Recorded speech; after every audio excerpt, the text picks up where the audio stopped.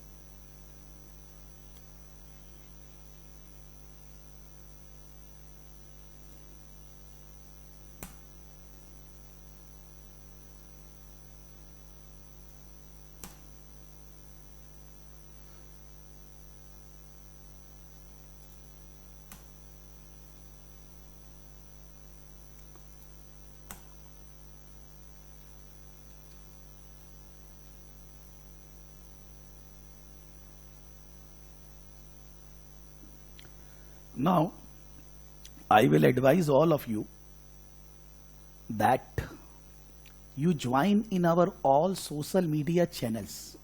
Why I am saying? Because suppose I am saying to anybody facing problem that you can do the recordings from here, there, 1 second. Hurry here. He messaged yesterday 9:23 p.m.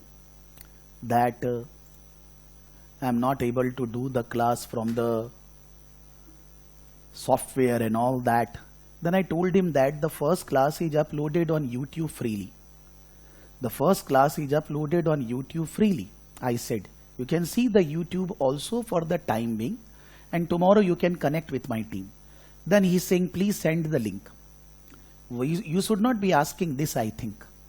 Because nobody in the class had joined my classes without seeing my YouTube videos. Anybody in the class who joined the classes without seeing a single video on YouTube? Anybody? Anybody in the class joined the classes without seeing a single video on YouTube? I'm talking about my video. Anybody? Now when we send WhatsApp messages and all that, 50% delivery failure. Whenever we send WhatsApp messages, then 50% messages are not delivered, because that's the problem with the WhatsApp. So you need to join the Telegram channel so that whenever there is any update or anything, then you will be getting the message always. Suppose you complete your ACCA curriculum, CIMA curriculum, you completed your IFRS, still there will be further developments regularly happening. There will be regular further developments happening. Suppose IAS, IFRS 17, 18, 19 came. When I will teach IFRS 17, 18, 19, then I will be uploading the free videos on YouTube. That if anybody studied earlier or want to know about IFRS 17, 18, 19, they can see the YouTube channel freely. That I will be telling to everybody. So for further developments, if you join the YouTube channel, then regularly, automatically updates you will be getting. Not because of the classes, but for any other reason. So join all the social media channels which we have floated messages many times, but please join, I will request, so that I have uploaded here all the channels links, the YouTube channel link, the Telegram channel link, and all the things are uploaded here. So please join in them so that you will be regularly getting the updates. Whenever there will be any video uploaded on the YouTube channel, you will get an intimation from the YouTube that this is the video uploaded, so that you don't have to ask anybody. Not because of the classes, later also. Because the life is not getting over by just completing CIMA, ACCA and CPA. The life will still remain, and we need to regularly think about upgradation. Okay. The second thing, whenever we are sending the class link to any student, suppose this is the seat, all the students, every student are sent the class link just by selecting the mail ID. There is no partiality that I will not send the link to this student, I will not send to him, I will send to him and all that. But if you don't refer your email, then always the problem will be there. And if I am sending the class link, after sending the class link, it is not saying that the mail is not delivered. That means the mail is delivered. So I mean to say that you don't have to request me that I have not received the class link.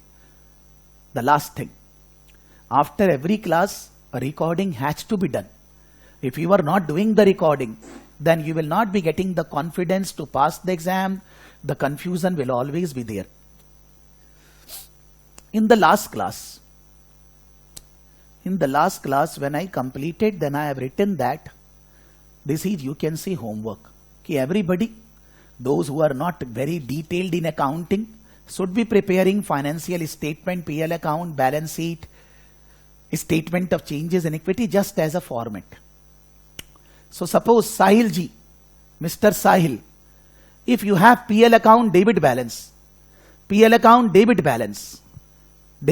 means loss, where it will be coming in the balance sheet? Mr. Sahil. Balance sheet, sir, is going to come on the debit side? Debit side. In balance sheet, you say assets and liability. So where it will come in the asset side or liability side, which heading? It's going to come in the liability side, I believe, sir. It will be coming in the liability side. Okay. Then let's see whether it is correct or not. We will discuss. Because in the balance sheet, the capital and the income comes on the credit side and the liability side, I believe. So PL account debit balance, you are saying it will be coming in the liability side. Under which heading? Under which heading, sir? I was just thinking, sir. Give me the I thought that just as a general, just 2 minutes back when I was starting the class, then I was thinking that I will be asking this question. I am not asking those who have, you can say, basic accounting knowledge well, but I am asking those students who don't have basic accounting knowledge proper. So I am asking with them. Because don't worry that I am not asking with everybody why. ठीक है, मेरे को ध्यान नहीं आ रहा है यार. Basically, those who are CIMA students and those who have done some management-oriented courses, they have not studied accounts properly. Definitely, this question is very difficult for them. Okay, where you will show the retained earning. Retained earning, if the company earned profit, we say that in accounts, business and businessman are separate entity concept. My Saraf Academy, my company Saraf Gurukul Private Limited, brand name Saraf Academy, my company. Saraf Gurukul Private Limited is the company, Saraf Academy is the brand name we are using. I and me and my wife are the shareholder 50-50%. If the Saraf Academy is generating income, tuition fees minus the expenditures, the profits are there. Saraf Academy is generated income for the owners, but Saraf Academy has not yet given that profit to the owners, not yet given dividend and all that, that is there. So for the company it is a liability. It is a liability for the shareholders. So if the company suffers loss, if the company generates income, then for the company it is a liability. But if the company suffers loss, then what I should say? Whether it is a liability that the company need to pay the loss, who will pay the loss? If a company suffers loss, who will pay the loss? The company is an artificial person. There is nobody. Reliance Industry, nobody. ITC, nobody. Google, nobody. That Google is a company, I can say, but it's an artificial person. The owners, the shareholders are managing the business in private company like mine. In Google, Apple, any company, the shareholders are not managing the business. The shareholders have invested in the company. And if the company suffers gain, then the company will give that gain to the shareholders as a dividend. Till the time it is not giving, it is a liability. But if the company suffers loss, then either It will be coming in the asset side, because that loss somebody need to make up. Who will make up? Shareholders. Because when they are getting the gain, they will make up the loss. Normally in case of company, we say limited liability company. Limited liability means, if I have shares of Saraf Academy, then my shares are, if one share value is 10 rupees, actually it is 10 rupees. Whatever number of shares I have already paid to Saraf Academy total 10 rupees per share. If I have invested in Reliance Industry shares, I have paid total fully paid shares. So if the company suffers loss, the shareholder are not going to pay anything, because limited liability company. Limited liability based on shares value, limited liability not based on shares anything. But if the company suffers loss, the shareholder are not going to pay. Who will pay? Who will pay? Nobody will pay. Because if somebody has given loan to the company, that person is going to get the money, not that they will be paying to the company. If somebody has supplied resources, goods, materials and all that, they will be getting money from the company. They are not going to pay. Earlier, around 10-15 years back, I don't remember exact years, in the asset side there was a heading. In the asset side presently there is non-current assets, current assets. Then in the asset side there was a heading, miscellaneous expenditures not yet written off. And then at that time we used to write deferred revenue expenditures, some advertisements, some anything. There we used to write PL account debit balance. I'm talking about 10-15 years back. I don't remember. But when in the last class I discussed the format of balance sheet, we have discussed in the liability side there are three broader headings. One is shareholders money equity, share capital, retained earnings, reserves. The second is non-current liability. The third is current liability. Then in the asset side, there are only two heads, non-current assets, current assets. The head which was earlier there, which is miscellaneous expenditure not yet written off, then in that case we could write PL account debit side, asset side, but that is not possible now. Because in the last 10-15 years, the format of financial statement in India, Ind AS, in US GAAP, in IFRS has changed. Not yesterday, it is years have changed. There is no item in the asset side which you can write miscellaneous expenditures, nothing as such. If there are expenditures which are not yet written off, they will be adjusted from retained earning, and you will be writing retained earning negative balance in the balance sheet under equity only. Suppose share capital, positive balance, retained earning, negative balance. Last year retained earning was 1 lakh. Current year loss suffered by the company 1,20,000. So net retained earning 20,000 negative. You will write in the liability side as a negative balance, because now there is no asset side for these items. Why I am saying this? Those who don't have good accounting knowledge, for that reason I am asking them to do these classes. Otherwise you will think that Sir Seema case study, why you are teaching only F2? Understand, P2 and E2 you can manage in Seema with your general concept. But F2 you cannot manage with your general concept. So when the classes are happening, and those who don't have good accounting concepts, unke liye to ye must hai. This is must. They need to prepare financial statement format, not with figures. It's a must. For IFRS student, there are many IFRS students who are not having CA background. They are after graduation doing the IFRS, maybe 3-4 years of experience, less, but students are there. They don't have good understanding of financial statement format. They need to prepare this. But if somebody in the class, chartered accountant, CA interqualified, or maybe doing accounting job, uske liye tension nahi hai. So for those students, this was not required. But मैंने सबको लिखने क्यों बोला? Because I cannot say that Sahil, you will do this, this will not do this. You need to analyze your comfort level. If you don't understand this, then in the entire class today and every class, you will not understand anything. Then we will think that because we are not completing the study. Then read the conceptual framework. This is to be read by everybody. This conceptual framework I will be touching in every class. Because if I will start explaining conceptual framework with technical language, it will be going above the head. For everybody, even though you are a chartered accountant, even though you are very experienced in accounting. So for that reason, I have not read anything. But I said everybody at least read. Now to the entire class.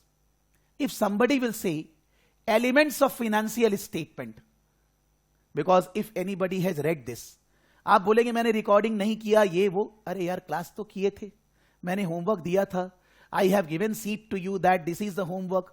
So when we are joining after 48 hour, 24, why we are not completing that? That's my question. You will say that whatever I will teach after these just basic discussion, everybody will understand. When I am there, you will understand everything. But when I am not there, you need to understand at that time also. So you need to follow the instructions. Otherwise, everything will be going in drain in 3-4 classes only. So anybody can see what are the elements of financial statement. You don't have to type. You can just unmute yourself and see. Elements of financial statement, Hussain, along with these three, is income expenditures also. Because I am not talking elements of financial position. Financial position means balance sheet. Then it's assets, liability, equity. But if you say financial statement, balance sheet, PL account, changes in all the things are statement of financial position, balance sheet. Statement of profit or loss, other comprehensive income, income statement. Statement of changes in equity. So elements of financial statements are asset, liability, equity, gains, expenditures and incomes. Can anybody say how can you define, or not definition, I am not, because I don't also not remember the definition of asset. How can we say it is an asset? By which language we can define that something is an asset? From something where we can derive benefit. We can derive benefit. Slightly more detail, slightly. And we should legally own that particular product? Particular asset. We legally owned that. But then to... We can earn some of the future economic benefits. Yes. So you have read, Suman. Hello? Yes, Some of the portions in the conceptual framework you've gone through. Good, thank you, sir. Because when you use that word, it is going to give economic benefits. Then in that case, it is coming in the line. What is the purpose? I mean to say, when we are giving exam, slightly we need to become technical. Because if we don't use technical words, then in that case, examiner will not be giving us marks. So I'm not saying that the definition is wrong. Somebody said that, I don't remember the name, ki it is hold by us, or maybe we are saying that we are going to get economic benefits and all that. आप ऐसा सोचो, for the time being you forget about definition. I am sitting in front of all of you. What are the things I am using to do the class?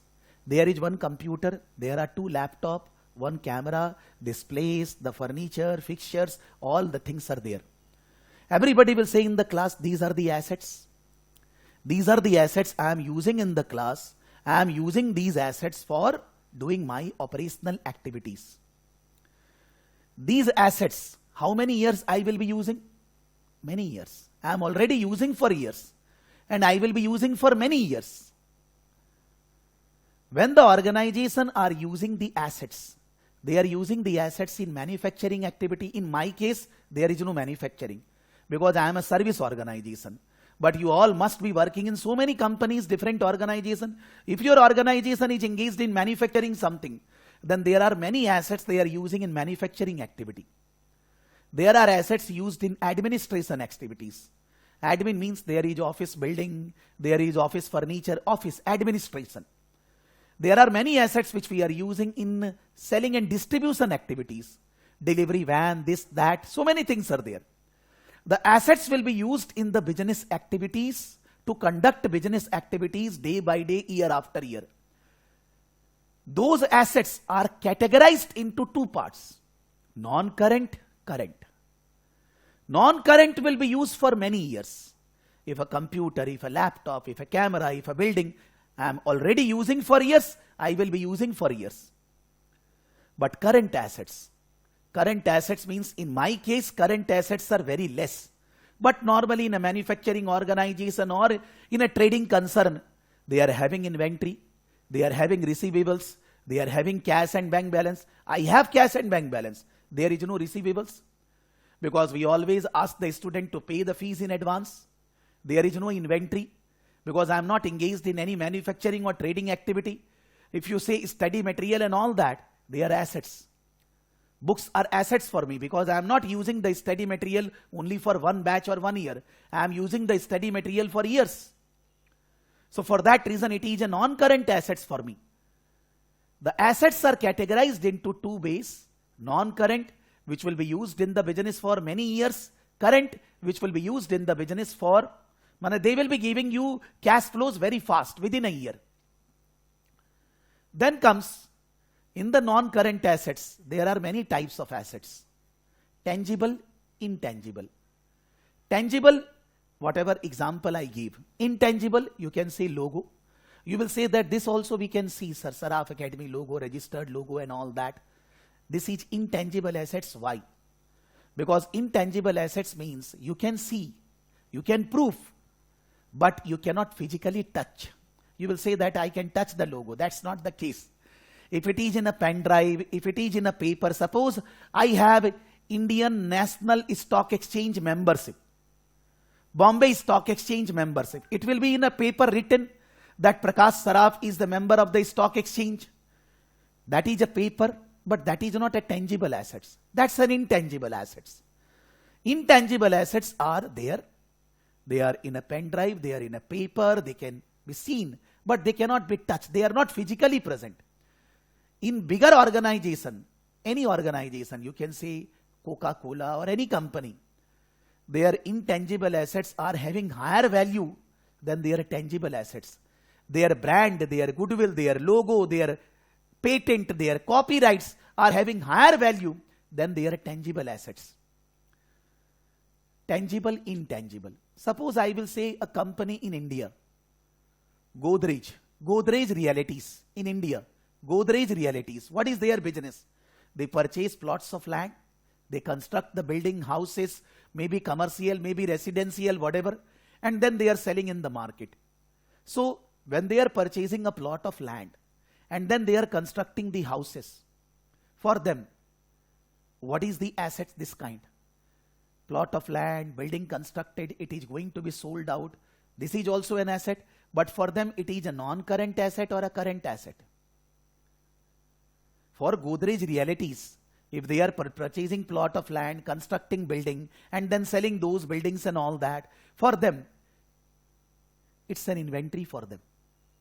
Inventory, there is a separate IAS, IAS2, inventory. Earlier for construction company, there was a separate IAS, I think IAS 11. Earlier means not yesterday, around 5, 7, 10 years back, I don't remember. But the IAS 11 is no more. For every type of business, inventory is covered under one accounting standard, IAS 2. Because for them, that is their business. So if you were saying that suppose I am in a business of purchasing and selling computers, or I will say that I am in a business of constructing computers and selling. IFRS 15 is revenue. When you will record income as an income, that is not relating to assets. That is recognition of income. When I will record my tuition fees as a tuition income, whether I will complete the classes, whether I will get the money, that is separate area. For every business, there are a source of income. When they will be getting those income, how they will be recognizing that? That is IFRS 15. But IFRS 15 is not talking about assets. Assets is talked about either non-current assets or the current assets. The current assets inventory is explained in IAS 2. What I meant to say that whenever we will be doing a topic, whenever in the entire course, we will be going into financial statement format, we will be going into conceptual framework definition and all that continuously in the classes. Why I have not read in the first class? Because that is not possible to explain to everybody. Because it will become boring also and we will not be able to understand also. Leasing. Non-current assets IFRS 16 is leasing. Non-current asset IAS 16 is old IAS which is still there. What I mean to say that, still if anybody has not read that, my advice, those who don't have good accounting knowledge, prepare financial statement format, not with figures, just writing the items. Balance sheet, PL account, statement of changes and equity must. Otherwise, you will not be able to understand the technicality. And everybody, whether you are a chartered accountant, expert in accounting, read this topic before the next class, because now you will be getting further 4 days to read. Whether you are understanding or not, don't take tension. Just do an essay reading of this entire topic. Because when you will be writing the answers in exams, you will be able to write a very good answer when you read this. After reading this, in every class we will understand conceptual framework. Don't worry. In every class we will discuss conceptual framework. Indirectly, not as a directly. And at the end, when the syllabus will complete, I will go through the topic conceptual framework in detail in half an hour. Before that, if I will start doing conceptual framework, we will not be able to understand. I said basics, it's a Bible. It's a Gita. It's Quran, whatever you can say. It's Constitution, from where all the accounting standards are developed. Whenever we find any confusion in preparing financial statement, we go here. And I said in the last class, as a history, earlier this was developed in 1989. Then this was developed in 2004. Then this was again taken a development in 2010. And then the last 2018. Still further development is required in developing conceptual framework. Again, new conceptual framework will be coming. Cannot come in 1 or 2 days. It's very detailed thing. There are so many loopholes. Because whatever definition given by IAS 16 for non-current assets, that definition is not given by conceptual framework. So now the confusion will arise. We will read the definition of assets as per conceptual framework. We will interpret as per conceptual framework, or we will interpret as per IAS 16. Jamela is there. So it is written in the conceptual framework. The conceptual framework is designed to develop any new IFRS, new IAS, or changes in the IAS IFRS. The conceptual framework will be used when you are not getting anything in a particular IAS or IFRS. When you are not getting from the IAS IFRS the knowledge, then you go into conceptual framework. Otherwise, IAS IFRS will be overpowering whatever is written in conceptual framework. So the definition of assets as per conceptual framework is different. And the definition of assets as per IAS 16 for non-current asset is different. But conceptual framework will be relevant when the IAS IFRS is not saying something. When it is absent, then you will go in conceptual framework. So for that reason, we will be going into conceptual framework regularly in the classes. But every student should be reading this. Not for the exam maybe, for your general knowledge. Because when you are studying accounting, you have to do that. Okay? This is just a revision of last class. Now I am starting. And again I am reminding, please join all the social media channel. At least till that time you are my student, then you can go off. There is no problem. But फिर आपको बार बार पूछना नहीं पड़ेगा कहाँ से video देखें, क्या देखें, when exam form to be booked. Because when I am sending WhatsApp, 50% students are not getting that. What I should do? I am to giving WhatsApp to everybody. When I am sending mail, if the class is not done, how you will interpret the mail? For that reason, those who have joined after Monday, I have not given him the notes link and all that. We are saying that you do the classes from the app, but don't refer the notes from the app. For notes, you download the notes in your desktop from the Google Drive link. I think every student has been given. Just that those who joined in last 2 days, at least 3-4 times the notes link. Yes, in Monday morning when I took the class, after the class, I categorically give notes mail. I said download the notes, save in a folder. Don't refer every notes, but download at once so that you will be able to use them anytime you like. With the app, you will not be able to use the notes, class, everything. App is there what? If suppose you are going somewhere, you are not in front of the bigger screen. You are going somewhere, you are in transit, half an hour, 1 hour it will take. You want to utilize your time. You open the mobile app, you can do the classes. But when you are in home, then in that case, do the classes on a bigger screen. Understanding will be much better. If you are doing the live class, don't do from Zoom app. Don't do. Do the classes on a bigger screen, laptop, computer. For live class, there is no software required. Just the link, click the link, join the class. For recording classes, do the classes on laptop only, but because otherwise, why I will be developing with the app, the laptop version also? Why it is required? Not required then. So don't do the classes on app unless and until you are not in front of the screen. when you want to utilize your time. And follow the instruction which I am saying. This is important for everybody. Obviously, you need to discount those instructions the way it is applicable for you. Like I said, if somebody is a chartered accountant, will be making the format of financial statement, not relevant for him. He already know the format. But somebody is having from MBA background, maybe not studied accounts properly, maybe just did BCom, और ध्यान नहीं है, तो उसको तो एक बार format बनाना होएगा ना. Otherwise, he or she will not be able to understand the concept. So we are starting non-current asset. Under asset, we are starting non-current asset. There are many IAS, IFRS.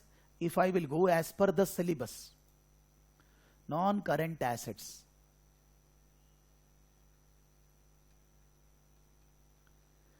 As per the syllabus, this I am using study text. As I said in the last class, I will be generally using SBR, Kaplan study text normally in the class.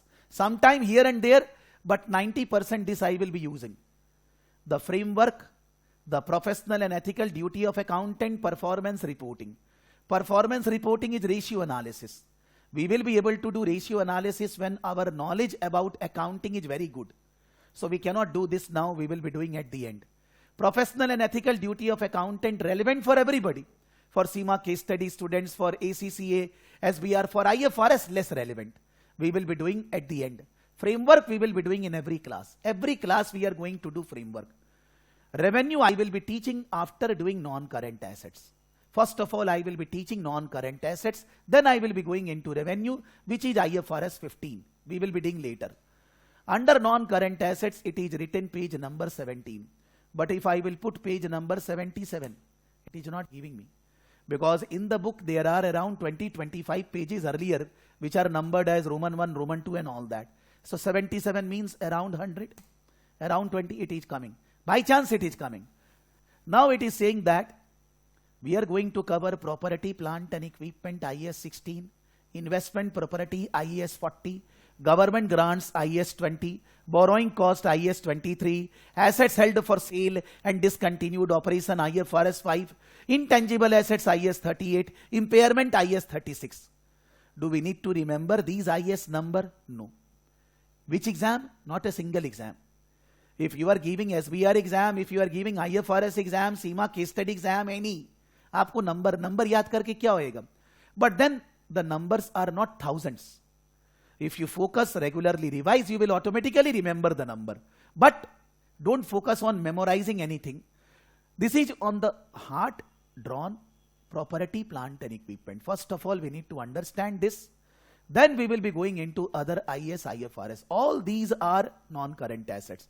And in this non-current asset, one more is there, which is as a separate topic, leasing, which is IFRS 16 leasing.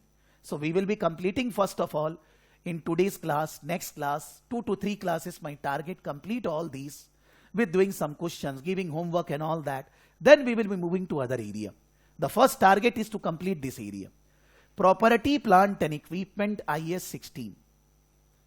IAS 16, property, plant and equipment. In short, I have written property, plant and equipment. So for P comes for property, P comes for plant, and E comes for equipment.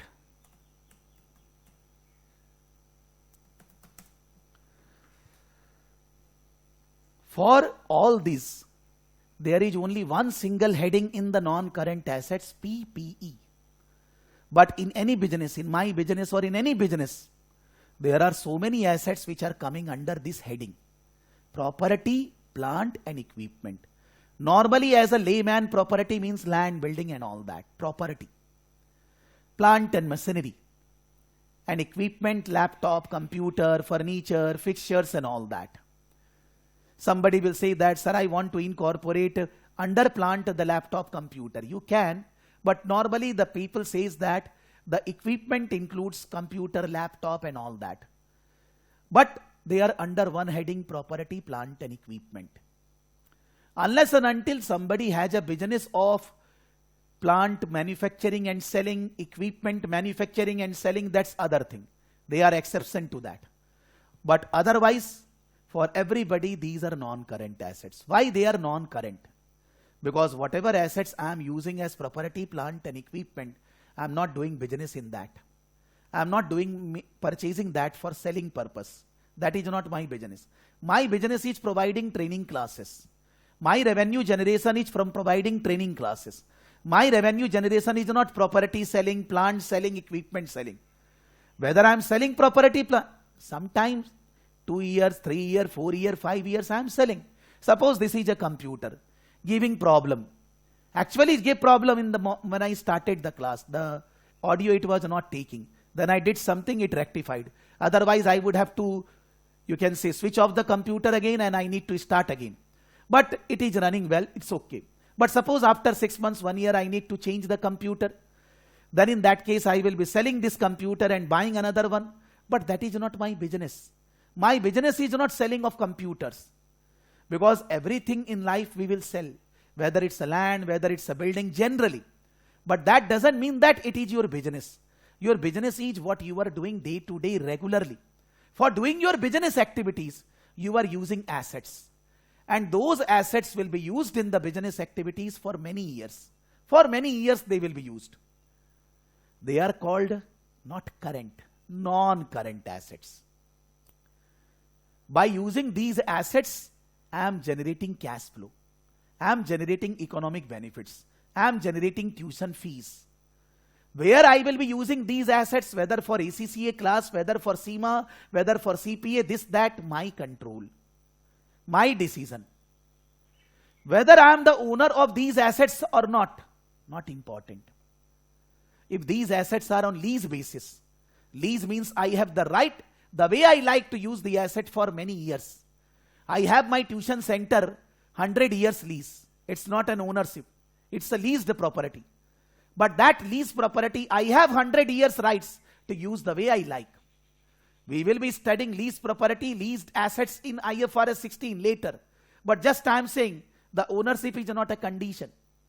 The condition is that the assets you are going to use in business activities for years, they are going to give you benefits, the benefits in economic term, cash flows, income, and that benefits you are going to generate from the business regularly. The assets may be sold out, but not regularly. That is not our business. They are not for selling purpose. Then they are coming in the category non-current assets, property, plant and equipment. Now in my business, all these assets are already there from beginning. So the assets value is already there in my books. But suppose I am starting my business today first time. No history of Saraf Academy. This is the first day today we are starting business. Then I need to purchase property, plant, equipment. Then only they can be used in the business. From where I will be getting the money, I will be taking loan, I will be issuing shares, I will be giving shares. That otherwise there is no option of getting money. I will be purchasing these assets on credit. But when I will be starting the business, then initially whatever consideration I will pay for these assets, that consideration will be recorded as a value of assets. Whether for anybody, whether for IFRS, US GAAP, India, anywhere. When you are acquiring an asset, the consideration which you are giving or you will give, the value of the consideration will be treated as the cost of the assets, value of the assets. So initially, the asset will be recognized at cost. What is that cost? It's very simple to say I purchased this computer, say for 1,20,000. So the value of computer in my books will be 1,20,000. But then when I purchase the computer, then to bring the computer from the place, from the shop to my place, I paid a carriage inward.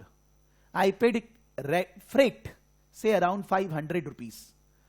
So my value of the computer will be 1,20,000 or it will be 1,20,500. Then suppose a tuition center. I am developing a tuition center, not purchasing. I purchased the land and I started constructing the tuition center on that. It will be constructed in 2 to 3 years. So the cost of the asset, the cost of the property is land cost, the building construction cost, labor cost, material cost, all will be the asset value because I am constructing the asset. The asset value initially will be the cost. But what is that cost? All the cost incurred so that the asset becomes usable. Till the time the asset is not usable, all the cost incurred so that the asset becomes usable, they will be treated as cost of the asset.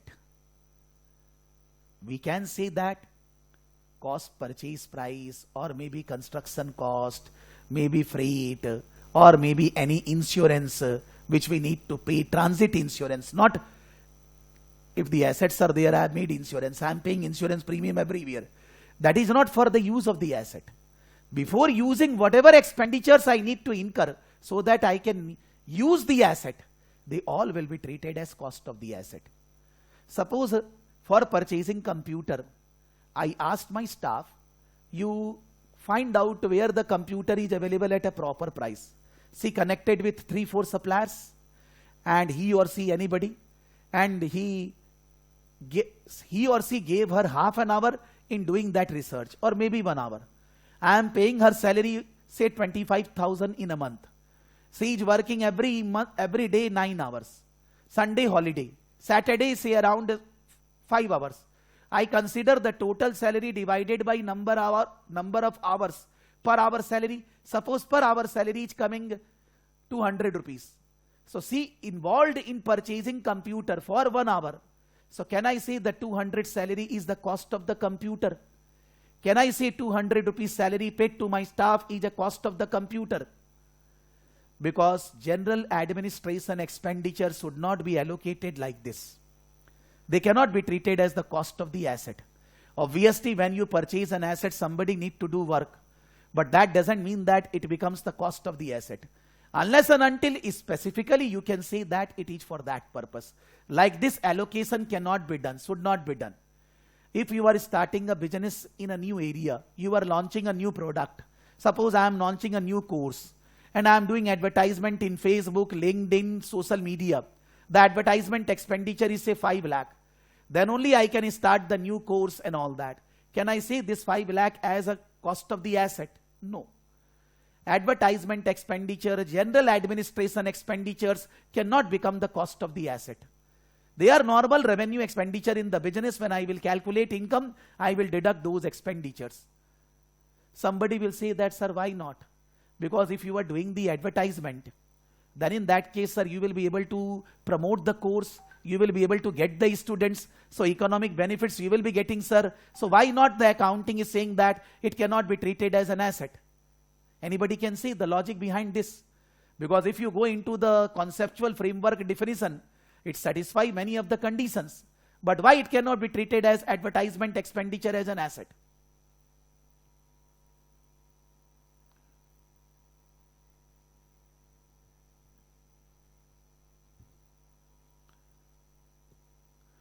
If I am doing advertisement, is there a guarantee that I will be getting students?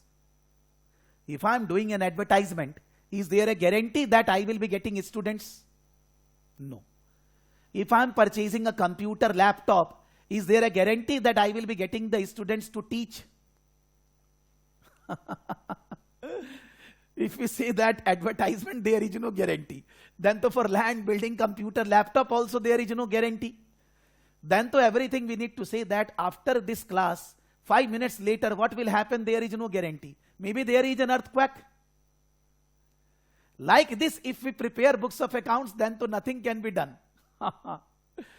We need to understand that control over the asset. No. The question is not direct benefit. The question is that control over advertisement expenditure giving income is not that much. Reasonable control is not there.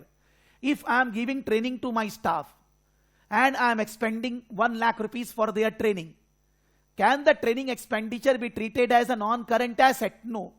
Because after training, what is the guarantee that the staff will be there in the organization? Computer, laptop, how I will use, I can control in much better way. But advertisement expenditure, whether the economic benefit will arise, that control is not in my hand. The reasonable control will be there, then we can record as an asset, as a non-current asset. When the reasonable control is not there, then we can't record them as an asset. Accounts is not science. I will throw a ball. It will be going on the computer, obviously. So obviously that's the simple thing. Accounts is permutation, combination, judgment, analysis, this, that. Accounts is not science. For that reason, never the accounting standard accounting language can be like a science language. It will be giving you options, explanation, this, that, and you need to analyze those in situations. When the CIMA case study student will be writing an answer in management case study relating to an assets, they will say that, sir, I am not getting the feeling to write the answer. Many students say, sir, I am not getting the words to write. These are the words which you need to write. Not that whatever is written in the model answer, वो मेरे को भी नहीं आता है. Not a single answer, a model answer I can write. I can write in my own language what I understand. The examiner wants that only. But for that reason, I am asking CIMA student to attend these classes. Because that cannot be taught in the case study classes. That much time we don't have. So either you do the class or you do the recordings, then only you will be able to handle F2 financial accounting question. Somebody will say that, sir, I have never studied accounts. I am not discussing anything that anybody need to have a prior knowledge of accounting to discuss to understand this. So आपको tension नहीं लेना है. Because continuously students are saying that, sir, if I am asking something which is slightly technical, somebody is able to answer. You don't compare them yourself with them. They have studied accounts earlier. I am just asking something. But whenever I will explain, everybody will be able to understand. Don't have to take tension. So I mean to say that even we can say that advertisement expenditure is going to give us income. Because when I am doing social media marketing, then the person through whom I am doing consultancy agency, they will definitely say, sir, we will be generating revenue, this, that. Are they God? Or they can give guarantee on a writing paper that they can't.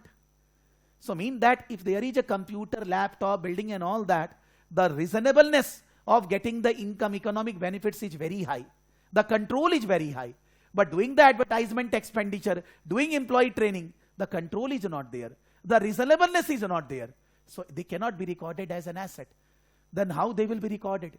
They will be straight away recorded as an expense. From the tuition fees, I will deduct all things as an expense. They cannot be treated as an asset in the balance sheet. They are not giving guarantee that, not guarantee, reasonable surety that the economic benefit will be there. So they cannot be recorded like that. If suppose while purchasing an asset, suppose a computer, my person was bringing computer from the computer shop. He was bringing a PC, but he met with an accident in the transit. Bad thing, he or she met with an accident. And in the accident, there was an expenditure of Saraf Academy, 10,000 rupees. Can I add that 10,000 rupees in the value of the computer? Can I add that 10,000 rupees in the value of the computer? I can't. Because that is not the value of the computer. That is not because of which I am getting the computer. That's an exceptional thing happened. Any abnormal thing happened, any abnormal cost incurred, any idle time, anything. You are incurring expenditures, but they are not the cost of the asset. They will again deducted from your revenue straight away as an expenditure to calculate net income. Then comes, suppose I am installing a machinery on a particular plot. For installing the machinery, I need to dig the plot 10 feet. Because then only the machine can be installed properly. The machine will be used for say 5 years, 10 years, 20 years in my business activity. After 5-10 years, when the work is over and I will dismantle the machine, then the plot which I digged for 10 feet or 20 feet, that plot need to be filled up and it need to be made the way it was earlier before installing the machine. That is called the decommissioning expenditures. In mines, quarries, machines, factory, this happens. You are incurring expenditure to install the asset, to make the asset usable. Installation cost is a asset cost. But I am talking about something. I am talking about jab 10 saal, 12 saal, 20 years later, when you dismantle the machine, you need to make the place the way it is. It was earlier 20 years back. There will be huge expenditure in that. That expenditure is also become part of the cost of the asset. It's You are not allowed to use the asset. You are not allowed to start working unless and until you give a commitment that later on, after 15, 20 years, you will be doing the place, you will be doing the things which is required, which involve huge expenditure. Then that also, hey bhai Muhammad ji, thoda rukna yaar. Muhammad ji, I know that you know. But if you are saying like this, then maybe I am also under confusion, others are also. Keep yourself. When I will ask, then you say. Because you are started saying PV. And there are many students who don't know PV. So we need to explain them. The class is there for everybody. Okay? No issue. So I am saying that the cost of the asset includes whatever expenditures we are required so that we can use the asset. In that expenditure, we will consider this decommissioning, dismantling expenditures also. Why? Because otherwise you are not allowed to use the asset. You will incur this expenditure when? After 5, 10, 15, 20 years. $100 today and $100 after 5 years is not same. In absolute term, 100. But the $100 today is more valuable as compared to $100 after 5 years. Why? Inflation. Whatever amount of goods and services we can purchase from $100 today, the same amount of goods and services we cannot earn $100 after 5 years. For this reason, whenever we invest our money in banks, anywhere we get return. That return you can say an income, but it will become income when the value will be more. Suppose I have invested my money in bank and bank is giving me 6% interest in India. 100 rupees will become 106 after 1 year. After 2 years, it will become 106 plus 6%, which will be greater than 112. And after 3 years, again plus interest 6% greater than that. Greater than 100, becoming 120. So when I am depositing 100 in the bank, then I am getting for after 3 years 120. Absolute term 20 more, 20 is income. But it will be actually an income. In the 3 years, the inflation is less than 20. If the inflation is less than 20, then only I can say that I am earning income. If the inflation is greater than 20, then I am not earning anything. Because with the 100 rupees, whatever goods and services I can purchase today, even with 120 rupees after 3 years, I cannot purchase the same goods and services. So always when the banks are quoting interest rates, always when the bank are giving you interest, that interest rate which bank is giving you is greater than the inflation rate which is rolling in the market. In India, the inflation rate is around 4 to 5%. So on the fixed deposits, banks are giving interest rate 6 to 7%. So for inflation, you should be getting 4 to 5. But you are getting extra because you are blocking your money for 3 years. You are not using goods and services. You should be getting some return, so you are getting. Now, I am not teaching finance here, but this concept which I will be explaining in coming 10-15 minutes is again a part of the thing which will be there in entire syllabus. There are many who have good understanding of finance, but I need to bring everybody on the same table. For that reason, I am explaining the basic concept of financing. Somebody was saying in the last class, capital budgeting and all that. आप अगर ये समझ जाएंगे जो मैं अभी 10-15 minutes बोलूंगा, capital budget आप समझ जाएंगे, आप उसका क्वेश्चन सीमा केस स्टडी में अच्छे से आंसर कर पाएंगे. Simply suppose I took loan of से 1000.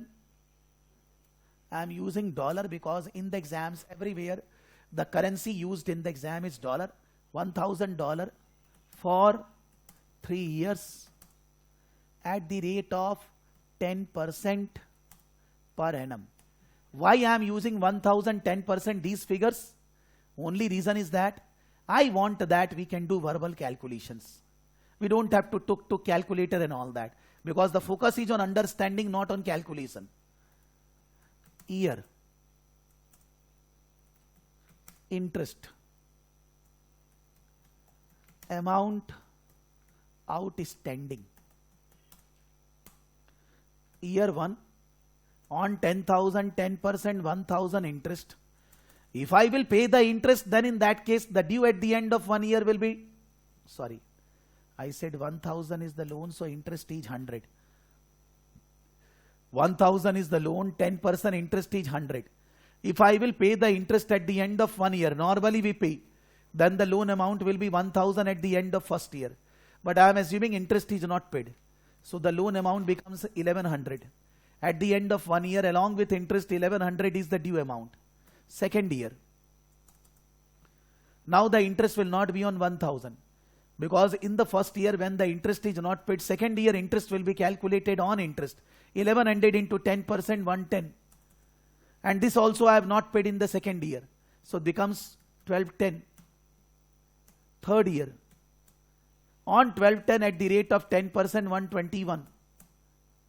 So the closing balance at the end of third year, 1210 plus 121, that is 1331. 1331. So if somebody will say that the interest rate is 10%, so 1000 into 10%, 100, 100, 100.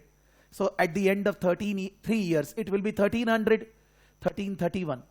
In finance, we always use a compound interest rule. Interest on interest. We don't use simple interest rule. 31 is extra because of interest on interest. On the first year 100, there is 2 year interest. On the second year 110, there is 1 year interest. For that reason, that is becoming 1331. We say that 1000 is present value and 1331 is future value. 1000 is present value, today's value, and 1331 is future value. Future value is including interest at the rate of 10%. I can say present value is excluding interest at the rate of 10%. Whenever the two values are at two places, there is some interest included in them. That interest is a specific rate. Here I know that rate. Sometimes in practical life we don't know. But the two figures are different because of the interest component. This 10% is what? Why the interest rate is 10%, inflation and all that, so many factors are there because of that. If I want to calculate present value, 1331 divided by 1.1 to the power 3. Because in 1331, 3-year interest at the rate of 10% is included. If somebody will say that 1000 becomes 1100, it is 1000 into 1.1, 1000 plus 10%, then 1100 becomes 1220. That means 1100 into 1.1 will become 1210, and then 1210 becomes 1331. That means 1210 into 1.1 means I mean to say that future value simple calculation is what? 1000 into 1.1 into 1 into 1.1 into 1.1. When you do this, then you will be getting 1331. That means when you multiply every year with 10%, 10%, 10%, the figure is becoming including interest 1331. So if you want to find out 1000, what you will do? 1331 by 1.1 by 1.1 by 1.1 3 times. Then it will be giving you 1000. Future value is including interest. Present value is excluding interest. And everywhere in the world, if the two values, if the two figures, two amounts are not at the same moment, are not at the same time, then time value of money factor is there. That time value of money is called the interest component. So in your syllabus, in leasing, in non-current assets, in many financial instruments, many places, you need to have basic understanding of this concept. Why? Just now I said that we are installing a factory and dismantling cost will be approximately 5 lakh after 5 years. In the exam, the figure will be given to you. But in practical life, when we are going to book the assets in the books, we need to estimate this expenditure. That in any asset, when we will dismantle after the use of the asset for 5 years, 10 years, and if there is going to be a handsome expenditure, what is going to be that amount? This will be estimated by a technical person जिसको आता है. We cannot estimate. Even in practical life, I am not an engineer who can estimate that dismantling will be 5 lakh. You need to connect with the knowledgeable person. He will be giving you logic that this is going to be the expenditure 5 lakh. This is also the part of the asset, because without this you can't use the asset. You will say that, sir, today I can use, but you are getting the right to use the asset when you will incur this after 5 years, then only. Otherwise you are not allowed. When there are many mining companies, they do mining activities, and they do mining activities on government land and anybody.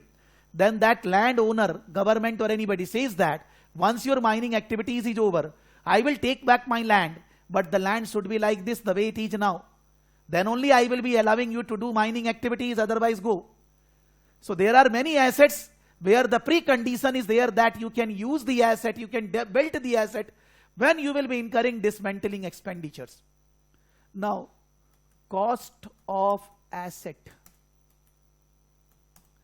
We are incurring now. The construction cost, purchase. Restoration cost. Huh? Restoration cost. Restoration cost. You can say dismantling or restoration cost. That's an English language. You can say dismantling or restoration cost. Any language, whatever the examiner suit fit, they will be saying. But I mean to say that you have to incur this expenditure when your use is over. Without incurring this expenditure, you cannot start using this asset. You have to pay for this later on when your use is over. That is called dismantling, restoration, whatever you say. We are saying that we are purchasing asset, building the asset today. So all the expenditure, the purchase cost, transportation cost, freight and all that, we are incurring today. But this expenditure we will incur after 5 years. Now it is not logical to say $100 today and $100 after 5 years is total $200 today. Purely illogical. $100 today and $100 after 5 years you will incur. You will say value of the asset 200 is not logical. Because $100 after 5 years is not 100 today. So you need to do what? We have to calculate present value of 5 lakh to be added in the asset value. We have to do. For present value calculation, we need to consider the interest rate. In exam, it will be given. But in practical life, you need to identify the interest rates. That interest rate depends upon the characteristics of the assets, the risk of the assets, the risk of the business. There is no formula also. Even in finance also, somebody can say risk-free rate plus risk premium, this, that. I teach. मैं अभी वहां नहीं जा रहा, but मेरा बोलने का मतलब है, वो भी कोई formula कोई ऐसा नहीं है कि ये ऐसा ही करना है. There are so many things there. In accounting, we are not going to calculate interest rate, but at least we need to have logic that the interest rate should be based on the risk of the assets, risk of the business. Suppose it is 10%. So we will be saying 5 lakh divided by 1.1 to the power 5. Can anybody calculate this in the calculator? But I will be giving just 20 seconds. If you can, you too. Otherwise, I will be writing approximate figure on my own. 5 lakh divided by 1.1 to the power 5.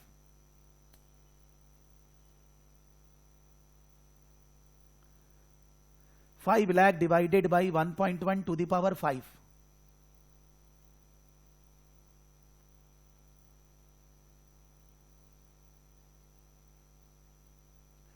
I am assuming it is coming 3.5 lakh approx.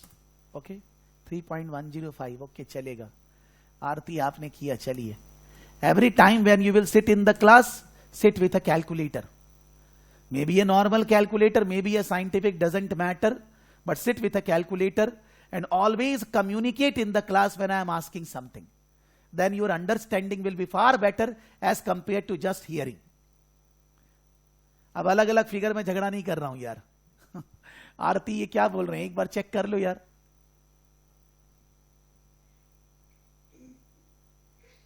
1.1 means means it multiply equal to 5 times the AKS of 5 divided.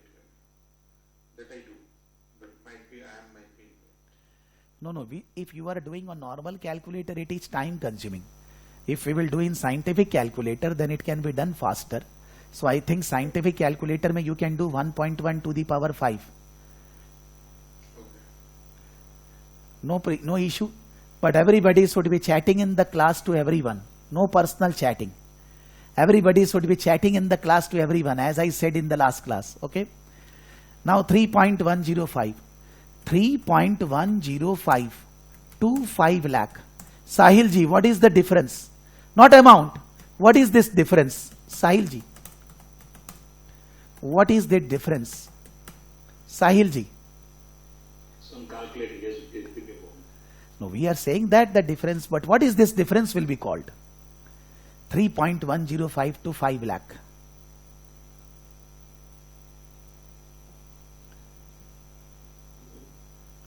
Not sure, sir. Sir, अभी तो ले यार अरे यार NPBS privy.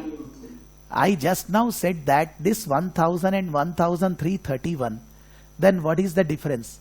The difference is what? What is this? In 1013-31, what is the difference? Interest. Praveen ji, we are not discussing any NPB and all that here. I am just discussing basic time value of money, future value, present value. This is present value, this is future value. The difference is what? Interest. At the rate of 10%.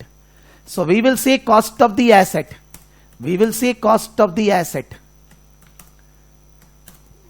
will be whatever cost we have incurred plus 3.105. Whatever cost we have incurred plus 3.105. But then we need to understand after 5 years we are going to pay 5 lakh. And we are adding in the asset value 3.105. Notional interest based on market rates. I will not use this language because it is not notional interest. For the class, the approximate figures I am taking this, that, hypothetical. But in the practical life, nothing is notional. In the practical life, you know that you are going to incur 5 lakh. You know that in your business, the asset type and all that, the risk is this. So based on the risk, the discount rate, the interest rate is 10%. In practical life, it is not notional. No notional, sir. It's actual fact. You assume that this is the fact for an organization. So we are saying that we will incur after 5 years, not 5 lakh, not 3.105 lakh. We will incur 5 lakh. We will incur 5 lakh after 5 years. So every year, we will 3.105, we will add interest. Again, I am making the same table. Year, interest, amount, first year. First year interest 3.105 into 10%. So 0.31. So what will be the amount due first year? 3.105 plus 0.31. 3.105 plus 0.31. 3.105 plus 0.31. How much? 3.415. 3.415. ठीक है? Then second year, again 3.415 into 10% interest. So it will be 0.34. Then the total amount due at the end of second year, 3.415 plus 0.34, 3.775, blah, blah, blah. Fifth year, it will automatically become 5. Nahi aayega to we have said 3.105 wrong. It will automatically become 5. So in 5 years, we will be recording this as an interest expenditure in the income statement. First year 0.31, second year 0.34, but we are not paying this interest.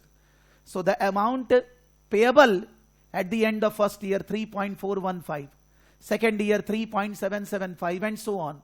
And at the end of fifth year, the amount payable automatically becomes 5. So at the end of fifth year, we will incur dismantling or restoration expenditure 5 lakh. Finish. This amount we will pay after 5 years. The present value is 3.105, but we will incur 5 lakh after 5 years. We will make the interest expenditure in the financial statement as an expense every year. It will become 5, and we will expend 5 lakh at the end of 5 years, so this amount will go off. In the balance sheet, first year the liability will be this, second year the liability will be this, third year the liability will be further more and all that. These are all non-current liability. Why? Because you will pay 3.415 after 5 years. When something is payable within 1 year, current liability. When something payable beyond 1 year is a non-current liability. So this is non-current, non-current, non-current. Now, can anybody, a technical person, an engineer also can say with surety that the expenditure after 5 years will be 5 lakh? Can a technician? We cannot say, because we are the accountant, financial management accountant. But we are hiring a technical person, and that technical person can say with surety after 5 years expenditure will be 5 lakh. What do you say? Can a technical person also say with surety that the expenditure after 5 years will be 5 lakh? No. Even a technical person cannot say, because he is not God. The expenditure may be 5.05 lakh, maybe 4.95 lakh, but at least a technical person has having knowledge of this area, which we don't have. So we are hiring him and he is saying this. So we will say that this is a liability, but this is a provision. Provision means actual amount of liability we don't know. When we know the actual amount, when we say the liability, suppose I purchase the goods for 1 lakh, I will say creditors 1 lakh. But if I don't know what will be the exact outflow, then we say provisions. So we say that we will be recording in the books asset debit 3.105, credit provision, credit provision, provisions for restoration, whatever you want to say, 3.105. Every year we will record what? Interest, finance cost. See, finance cost debit, finance cost debit. First year 0.31, 0.31. As I said, please keep your audio in mute mode. Just a request. Reason is only one, not for me. When you will be getting the recordings, the voice clarity will not be good. If you want to say anything, then unmute yourself.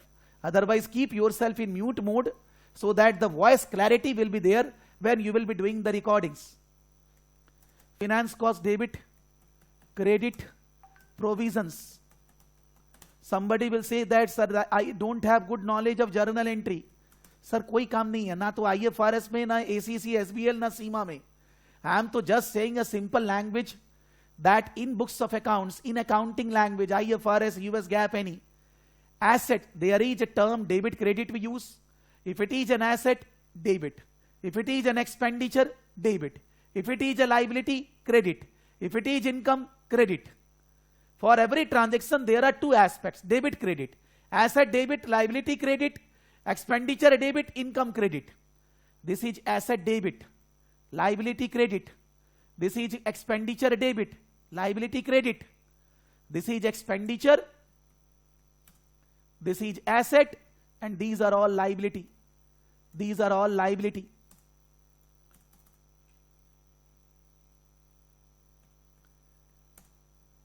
Dada Harihar Bihari ji, Mr. Harihar Bihari, when you are purchasing the asset, you are making payment for computer, laptop and all that. There is a transit insurance, there is a carriage inward, you will add in the asset. So this is also what why we started discussing that. When I was discussing here non-current assets, property, plant and equipment, I said, what will be the cost of the asset? Then I said purchase price, carriage inward, till the time the asset is not usable. Then we started discussing that if there is an asset where there will be decommissioning, restoration, expenditure, which we need to incur, that will also be the part of the asset. So this part of the asset discussion we are doing only, sir. Is it compulsory in accounting? It is compulsory in accounting all over the world. IFRS, US GAAP, Indian accounting, every accounting. Sir, give me an example. If you capitalize in a financial for 10 million approximately, and the discounting cost may be 0.5 million, so 0.5 million to be capitalized in the finance. Not 0.5 million, we are capitalizing 0.5 million present value. Because 0.5 million you will incur after 5 years. The today value is not 0.5, the today value is 0.31 million. So we are taking 0.31 million as the asset value, but 0.31 we are recording the interest expenditure every year, and we are making the total liability to 5 million, 0.5 million, and then we will pay this 0.5 million after 5 years. So asset value we are adding 3.105, not 5 lakh. And for understanding this 3.105, I am saying that we are understanding the concept of time value of money, the present value, future value concept. Somebody is thinking that NPV, IRR and all that. I am not teaching that. I am just teaching that $100 today and $100 after 1 year is not same. So when you are entering a transaction now, you need to record the current value. You can't record 5 years value today in the books of accounts. So we will be recording 0.5 million asset value, no, 0.3105 million asset value. But we make this liability 5 million in due course of time. This increasing interest adding to the liability is called this recording interest and increasing the liability value is called unwinding of interest, unwinding of finance cost. In books, the language is written this. So whenever the student out of 100, 99%, when they read the language, they say that, sir, what he's saying. And this is written in so many topics, not only your non-current asset, leasing, financial instrument, everywhere, unwinding of interest. I am explaining when in accounting books, unwinding of interest is written, what is that? Whenever anywhere in accounting we are recording something where the cash flow, where the payment or receipt will arise after years, it is a question of payment. There may be receipt also.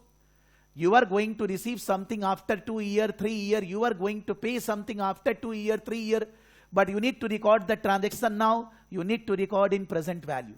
For doing present value, we don't have to do this calculation in accounting exam, not in case study exam, not in SBR exam. What?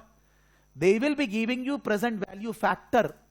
They will be giving you present value factor at the rate of 10% for 5 years. What is that present value factor? 1 divided by 1.1 to the power 5.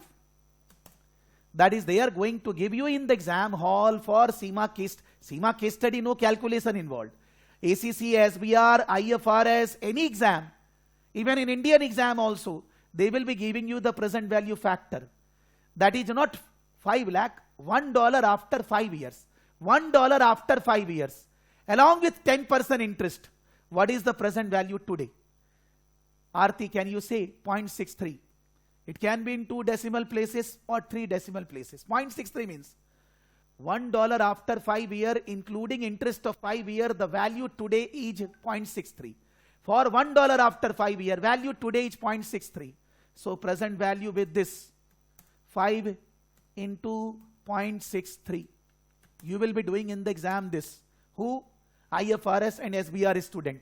For SEMA student, this calculation will not be involved in the exam. But understanding is important. If you are not understanding, you can't write the answer. And if you can't write the answer, you will say that, sir, how I will write?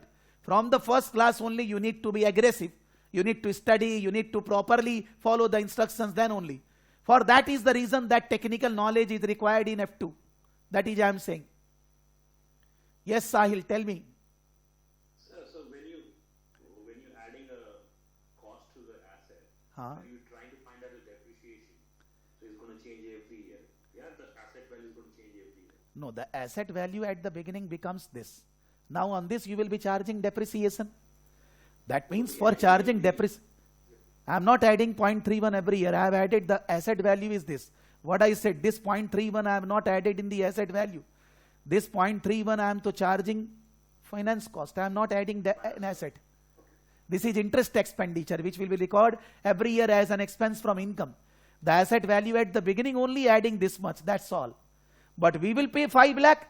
That 5 lakh we are adding along with interest. That interest is going to PL account as an expense. But the asset value changed, for that reason depreciation figure will change. The depreciation will not be on this figure. The depreciation will be after considering 3.105, whatever the value on that we will be charging depreciation. But I'm just saying that somebody is not liking this. Maybe कोई भी accounting class में इसको तो आपको करना ही नहीं है ना ये. आपको exam में question में ये लिखा रहेगा. This will be written there. You just multiply 5 into 0.63, you will be getting 3.1. Maybe 3.1, 3.105 doesn't matter, but we don't have to do this in the exam. But if we are not understanding this concept, interest, present value, future value, then always when we write the answers, we are not getting that feeling. We are not getting the words. We are not getting the sentences to write the case study answers. We are not getting the sentences in IFRS exam, in SBR exam to build up the sentences. So knowledge is essential. Nobody can write what is written in model answers, and we are not preparing for that. But we should be able to write that thing in our own language. And this will be there in the entire syllabus, included everywhere. For that reason, a basic understanding of present value, future value, time value of money. And this dismantling value is not residual values. Yeah? It can be. No, sorry. Dismantling value is not residual value. A residual value concept I will be coming when I will be telling about depreciation. I have not started saying about depreciation for the time being. I will say. Yeah. Great. Yeah. So if anybody will say, what is the cost of the asset? Purchase cost, transportation cost, transit insurance, any expenditures incurred to bring the asset usable, and estimated dismantling or restoration expenditures which may be required in present value term. And then those restoration dismantling expenditures need to be unwind up by the interest amount every year. That interest is an expenditure, and that interest will not be going to asset value. That interest will be added to the liability. The liability will remain in the balance sheet, and when we will meet the expenditure, the liability will go up. But this liability we don't know with surety, so this is called provision. So when we will be studying a chapter, IAS 37, provisions, contingent liabilities and contingent assets, there also this unwinding provisioning thing is written. But we will not be discussing this again there. At that time, I will be asking all of you. We discussed in the first class, provision, asset, dismantling. Then everybody need to answer. Because at that time, so it becomes a revision of that now. So I will not be going into that much detail in that chapter because we are already discussing now. And always when we will be discussing unwinding of interest, financing, this, that, then this story is there, relevant for everybody. This we have discussed about recording the cost of the asset. When you are starting a business or not starting, you are purchasing a new asset, then at what value you will be recording the asset. This is that discussion. The second part comes in subsequent years, how we will be recording the asset value. So in subsequent year, obviously, we will be recording depreciation as an expense. Somebody will say, why depreciation? If I am purchasing a computer for my classes, I cannot record a computer as an expense from my tuition fees to calculate income, because computer will not be used for 1 year. Computer will be used for many years. How can I record an asset which is going to be used in the business activities for 4 or 5 years as an expense in 1 year? That's totally illogical. I need to record the expense on systematic basis during the life of the asset. Suppose 5 days I am not taking class. Can I say that I will not be calculating depreciation for 5 days? That doesn't happen, because it is called normal wear and tear. Whether you are not using the asset, then also their value is destroyed, because normal wear and tear is regularly happening. So we say that the asset cost need to be written as an expense to calculate income every year on a systematic basis. What is that systematic basis? Again, whether this computer will be used for 5 years, 3 years, I don't have this knowledge. I am also like you, management, accountant, financial. There is a technical person. The organization from where I have purchased this computer, they said that you can use this much years, Prakash ji. Then accordingly I will be charging depreciation. But for charging depreciation, if the value of the computer is 1,20,000, after 4 year, 5 year, when the computer is not usable, then I will be getting something out of the computer. Maybe 500, maybe 1,000, maybe 2,000, maybe 3,000, anything. Which is called, what Sahil was saying, salvage value. The salvage value is an estimation. You and me cannot do. A technical person will do. but he is also not God. But still in exams, salvage value given. In practical life, we need to estimate. But suppose I am a chartered accountant, I am a financial accountant, I am a management accounting. The cost of the computer is 1,20,000. And a technical person is saying that salvage value will be 1,50,000. I will not question that person. How can you say 1,50,000? Maybe he has logic. I will hear his logic, then I will say, okay, 150. It's not that we as a financial accountant, management accountant are going to accept whatever everybody will say. That is not. We need to follow skepticism. We need to follow professionalism. We need to judge everything on the basis of case. We can't say everything somebody saying is a technical person is a correct. We need to apply our brain that whether he is saying justified or not. So the board of directors, the management, the financial accountant, the finance director, when the salvage value is estimated by a technical person, they ask questions the estimator. They tell him that why what you are saying, is this logic is there or not? But the salvage value need to be estimated in every asset. Maybe in some of the asset it is 0, but it need to be estimated. Suppose 1,20,000 is the computer and the salvage value is estimated 5,000. So depreciable amount is 1,15,000. That means during the life of the asset, the depreciation cannot be greater than 1,15,000. The depreciable amount is original cost. Cost includes everything whatever we discussed, minus the estimated salvage value. The balance is called the depreciable amount. This depreciable amount will be depreciated for years. By what method? A straight line method, reducing balance method, sum of years digit method, production method, this. So many are there. Normally in exams, they focus on a straight line reducing balance. Why? Because practically 99% this is happening. A straight line means you will charge a depreciation every year same. If 1,20,000 minus 5,000, 1,15,000, 5 years, 1,15,000 divided by 5. So you will charge depreciation 23,000 every year. Reducing balance method means, suppose the reducing balance rate is 25%. Suppose. So 1,15,000 into 25% first year.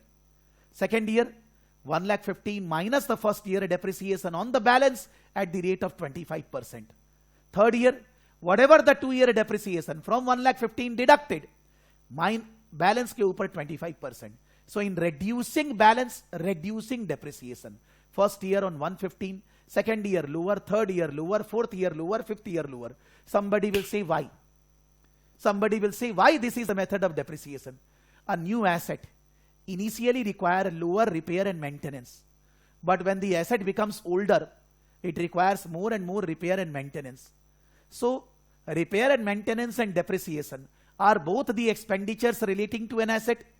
So if you are following reducing balance method, you are matching the expenses in much better way as compared to straight line. Because in case of a straight line, you are charging same amount of depreciation. Initial year repair and maintenance is 0, but later years repair and maintenance will be high. So your cost in initial year is low, income is high, but in subsequent years your income will reduce. But in reducing balance, initial year there is no repair and maintenance, high depreciation. Subsequent year repair and maintenance more, depreciation less. Ultimately the expenditure is adjusted very well. Now accounting body, neither US GAAP, neither IFRS, neither Indian accounting, no accounting is saying that we need to do the depreciation like this. Aisa kuch nahi. One of the student, chartered accountant, studied IFRS with me, working in Tisco. Now he has changed the job, working in Tata Steel in Jamshedpur. He called me one day, not yesterday, around 1 or 2 years back.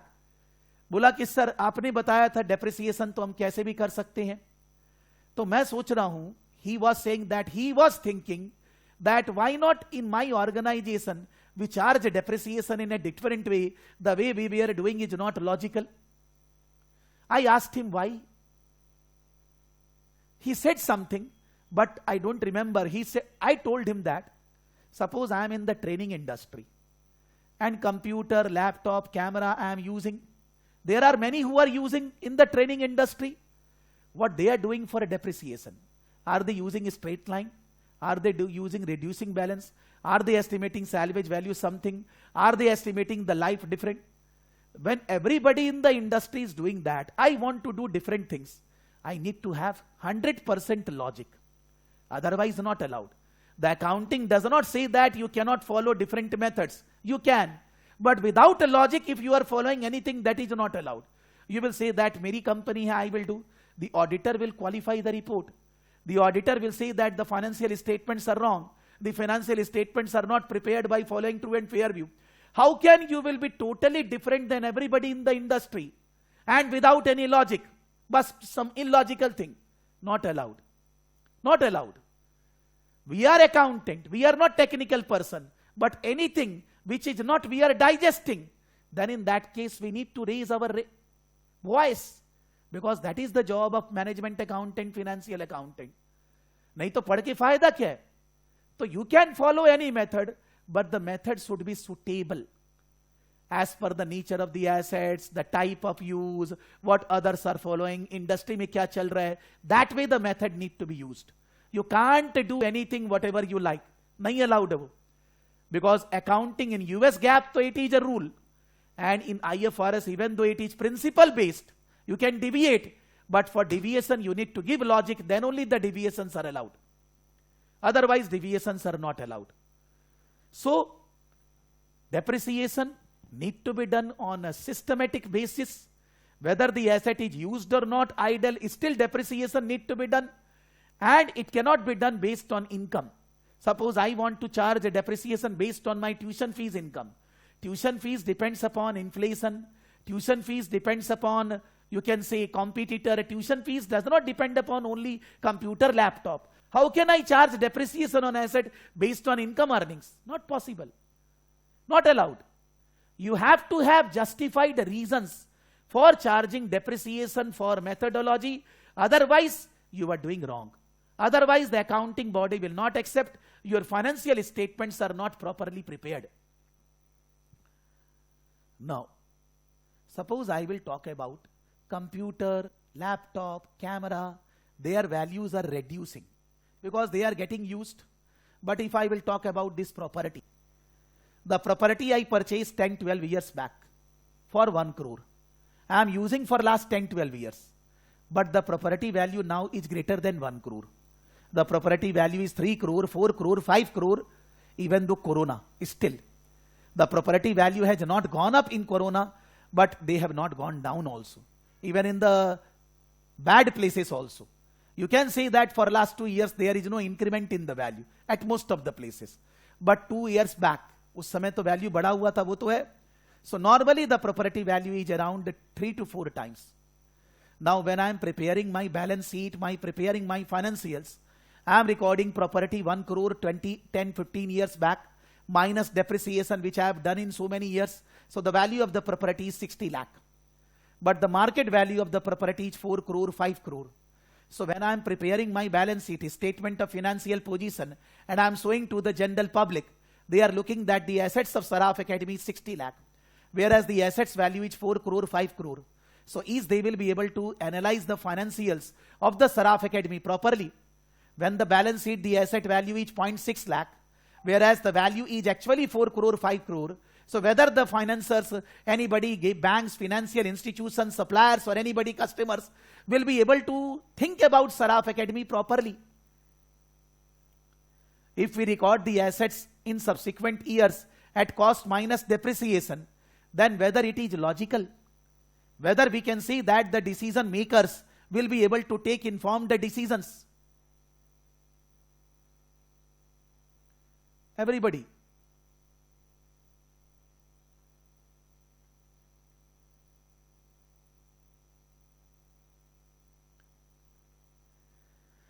I started this business 10-12 years back on this property. The property 12 years back was some value, cost minus depreciation, it is 60 lakh. But the fair value of the property in the market, in the locality is 4 crore. But I am recording 60 lakh. So I am doing correct. Now the question is that if I record 4 crore, then also it's a problem. Because I am not getting income. I am not selling the property today. That 60 lakh property sold for 4 crore, 3.4 crore is income. I am not getting that. But then there is a problem that the people will not be able to understand the financials of Saraf Academy properly. because they are thinking that the assets are of this value, but the assets are of very high value. So they will not be able to take informed decisions. Accounting body found this very confusing. Income likho bhi, nahi bhi likho, kya kare? So accounting body said that both are allowed. You can record the asset on cost basis. You can record the asset on fair value basis. You can record the asset on cost basis. You can record the asset at revalued figure. Both are allowed. The accounting body, IFRS, US GAAP says that, Indian accounting said that, aapko dono allowed. You need to take your call. Do you want to follow cost method? Do you want to follow revaluation method? If you want to follow revaluation method, you can, but there are certain criteria you need to follow. What are the criteria? Revaluation cannot be done by you. Revaluation need to be done by a certified valuer. Those who are dealing in property, they have got the certificate from the government. They will be doing the valuation. They will be giving a revalue certificate. You need to pay them the consultancy fees. You need to do the revaluation through them. You cannot do the revaluation of one single building. You need to do the revaluation of all the assets in the class. Class means, suppose I am doing revaluation of all plant machinery. I am doing revaluation of all furniture fixture, revaluation of all equipment, revaluation of all property. I can't do the revaluation of one single asset in a class. I need to do the revaluation of all the assets in that class. And that revaluation cannot be done by me, by my staff. That need to be done by an outside person, a consultant, a valuer in this field will be giving me a certificate. You understand that this will involve expenditure. Because if I want to do the valuation through a valuer, the valuer will charge money. So for that reason, the accounting body thought that we cannot make it compulsory.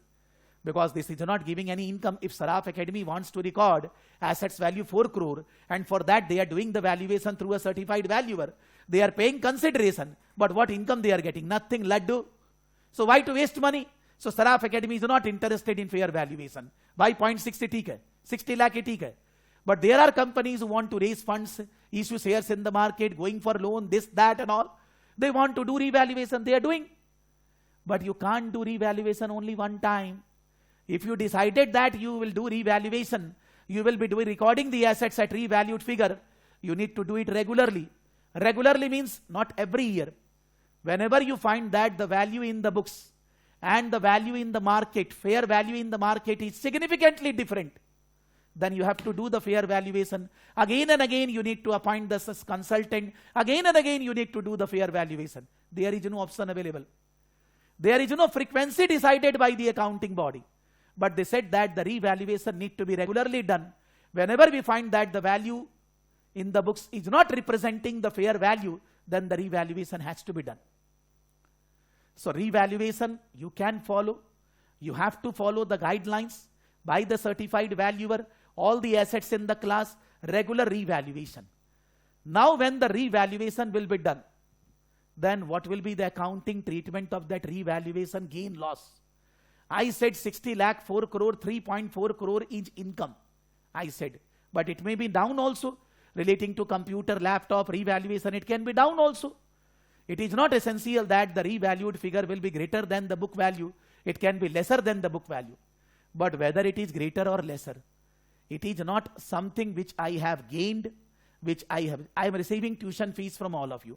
But if the value of the property from 60 lakh to 4 crore, I am not getting any money from anybody. So the accounting body said that if you record revaluation and you record 3.4 lakh gain, then so it will create problem. Because there is no income and you are recording income. So in the last class we discussed financial statement format. In the PL account, 2 parts. In the PL account there is normal profit and losses, continuing, discontinuing operations, and then there was other comprehensive income. Under other comprehensive income there were 2 parts. Income not reclassified to PL, income which can be reclassified to PL. Under income which is not reclassified to PL, we discussed one item, revaluation gain. You can check that. I'm not going there. So this revaluation gain will be coming there. People who will be reading the financials, they will be able to understand. There is a value of the property gone up. But this is not the profit the organization generated. This is other comprehensive income. In the balance sheet, it will be coming under equity revaluation reserve. In the PL account, it is a part of other comprehensive income. In the balance sheet, it will be recorded under equity revaluation reserve. For revaluation gain, journal entry is what? Asset, debit, credit, OCI, you can say revaluation reserve. Revaluation reserve for balance sheet purpose, and in the PL account it will be recorded under other comprehensive income. PL account, two parts: profit, which is realized gain or losses; non-realized, I said non-realized is a wrong sentence. I will discuss in financial instruments why non-realized is a wrong sentence. But other comprehensive income, you will be recording this revaluation gain. Earlier we had PL appropriation for these things. Now there is no PL appropriation. It was stopped around 10-15 years back. I don't remember. There is a PL appropriation part. You can say other comprehensive or statement of changes in equity. There is no PL appropriation. So OCI will be coming with revaluation gain. After revaluation, the asset value becomes 4 crore. I will be charging depreciation on my property in my income statement now on 4 crore. After revaluation, depreciation should be done on the revalued figure for the balance life. Suppose the life was say 50 years, 10 years gone. So now the revalued figure 40 lakh will be depreciated in balance 40 years. After revaluation, depreciation will be considered on revalued amount. But if there is decrease in the revaluation, I'm talking about computer, laptop, camera, the value gone down, revaluation down. The revaluation down will be coming in PL account. It will be PL, debit, credit, asset. Why it will not be coming to OCI? If this is a computer, I purchased for 1,20,000 3 years back. I charge depreciation in 3 years, say around 80,000. So the value is 1,20,000 minus 80, 40,000. But when I'm realizing the value in the market of this type of computer, characteristics and all that, it is not 40, it is 30,000 only, 35 only. That means I have not charged the depreciation in 3 years properly. Did I anything wrong? No. Because depreciation is an estimation. How I will become God? That the value will be going down more and all that. But that it is a depreciation actually, which I have not charged earlier. Now I am charging. So depreciation go in PL account and a part of OCI. Depreciation, the decrease in value is treated as a loss. It is not treated as non-realized. It is a realized loss. You have charged a depreciation, but still after charging depreciation, the asset does not command that value. The value is further lower. So you will be recording that depreciation or further decrease in value in the PL account only. And after the decrease in the value, the balance asset value will be depreciated for future period. It may be possible that suppose the property value is up now, 60 lakh to 4 crore.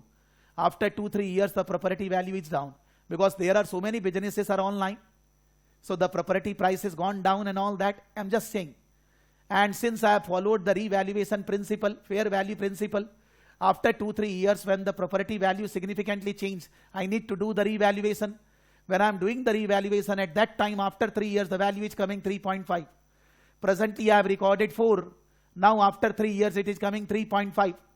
The decrease in the value of an asset, which was revalued up earlier, the same asset is revalued down later. So when the same asset is revalued down later, that will not be going to PL account because you have already the revaluation reserve for this. You will be recording the revaluation loss in OCI only relating to the same asset which was revalued up earlier and they are revalued down in subsequent year. You will record the loss on revaluation in OCI only. So in the balance sheet, revaluation reserve figure will reduce. You will record in OCI 50 lakh loss, and in the balance sheet revaluation reserve was 3.4 minus 50 lakh, it will be coming 2.9 lakh.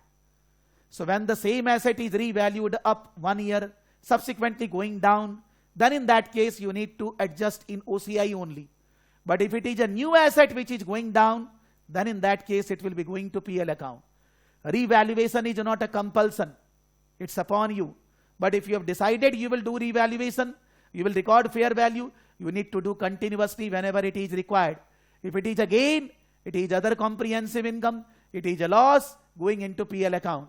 If it is a gain and the same asset is revalued down, then in that case it will be going to OCI only. Yes, Suman. Suman, do you want to say anything? Hello, Mr. Suman.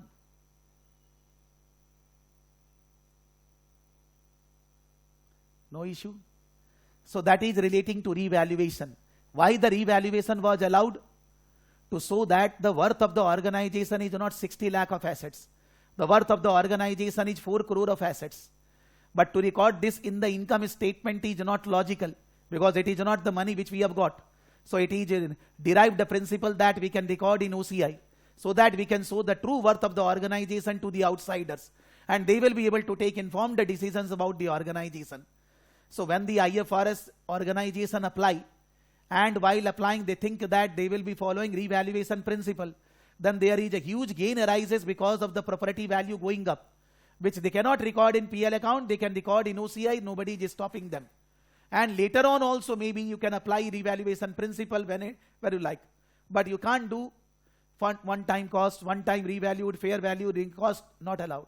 You need to maintain the policy consistently. You can't change the policy and do whatever you like, anytime, whatever. That's not allowed.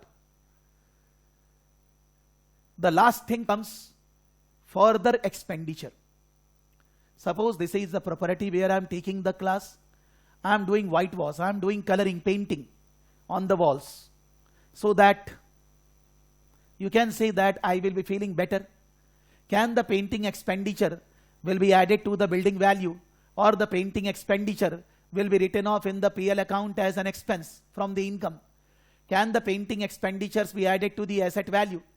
I am not asking, just think, don't need to answer. A further expenditure on any asset will be treated as an asset value when there are certain conditions fulfilled. The further expenditure has the effect of increasing the economic benefit from the asset. What is the economic benefit? It can increase the production capacity for many years. It can increase the income for many years. It can reduce the operational expenditures for many years. Otherwise not. Production बेसी होगा, sale बेसी होगा, खर्चा कम लगेगा तब. For doing a painting in the room, whether the number of students will be more, there is not a single student able to see the paint in the room, whether it is good or bad. Maybe suppose it is a physical classroom. Maybe suppose that the students are coming in the classroom doing the classes. Are they very much concerned that the paint is good or bad? Not so much.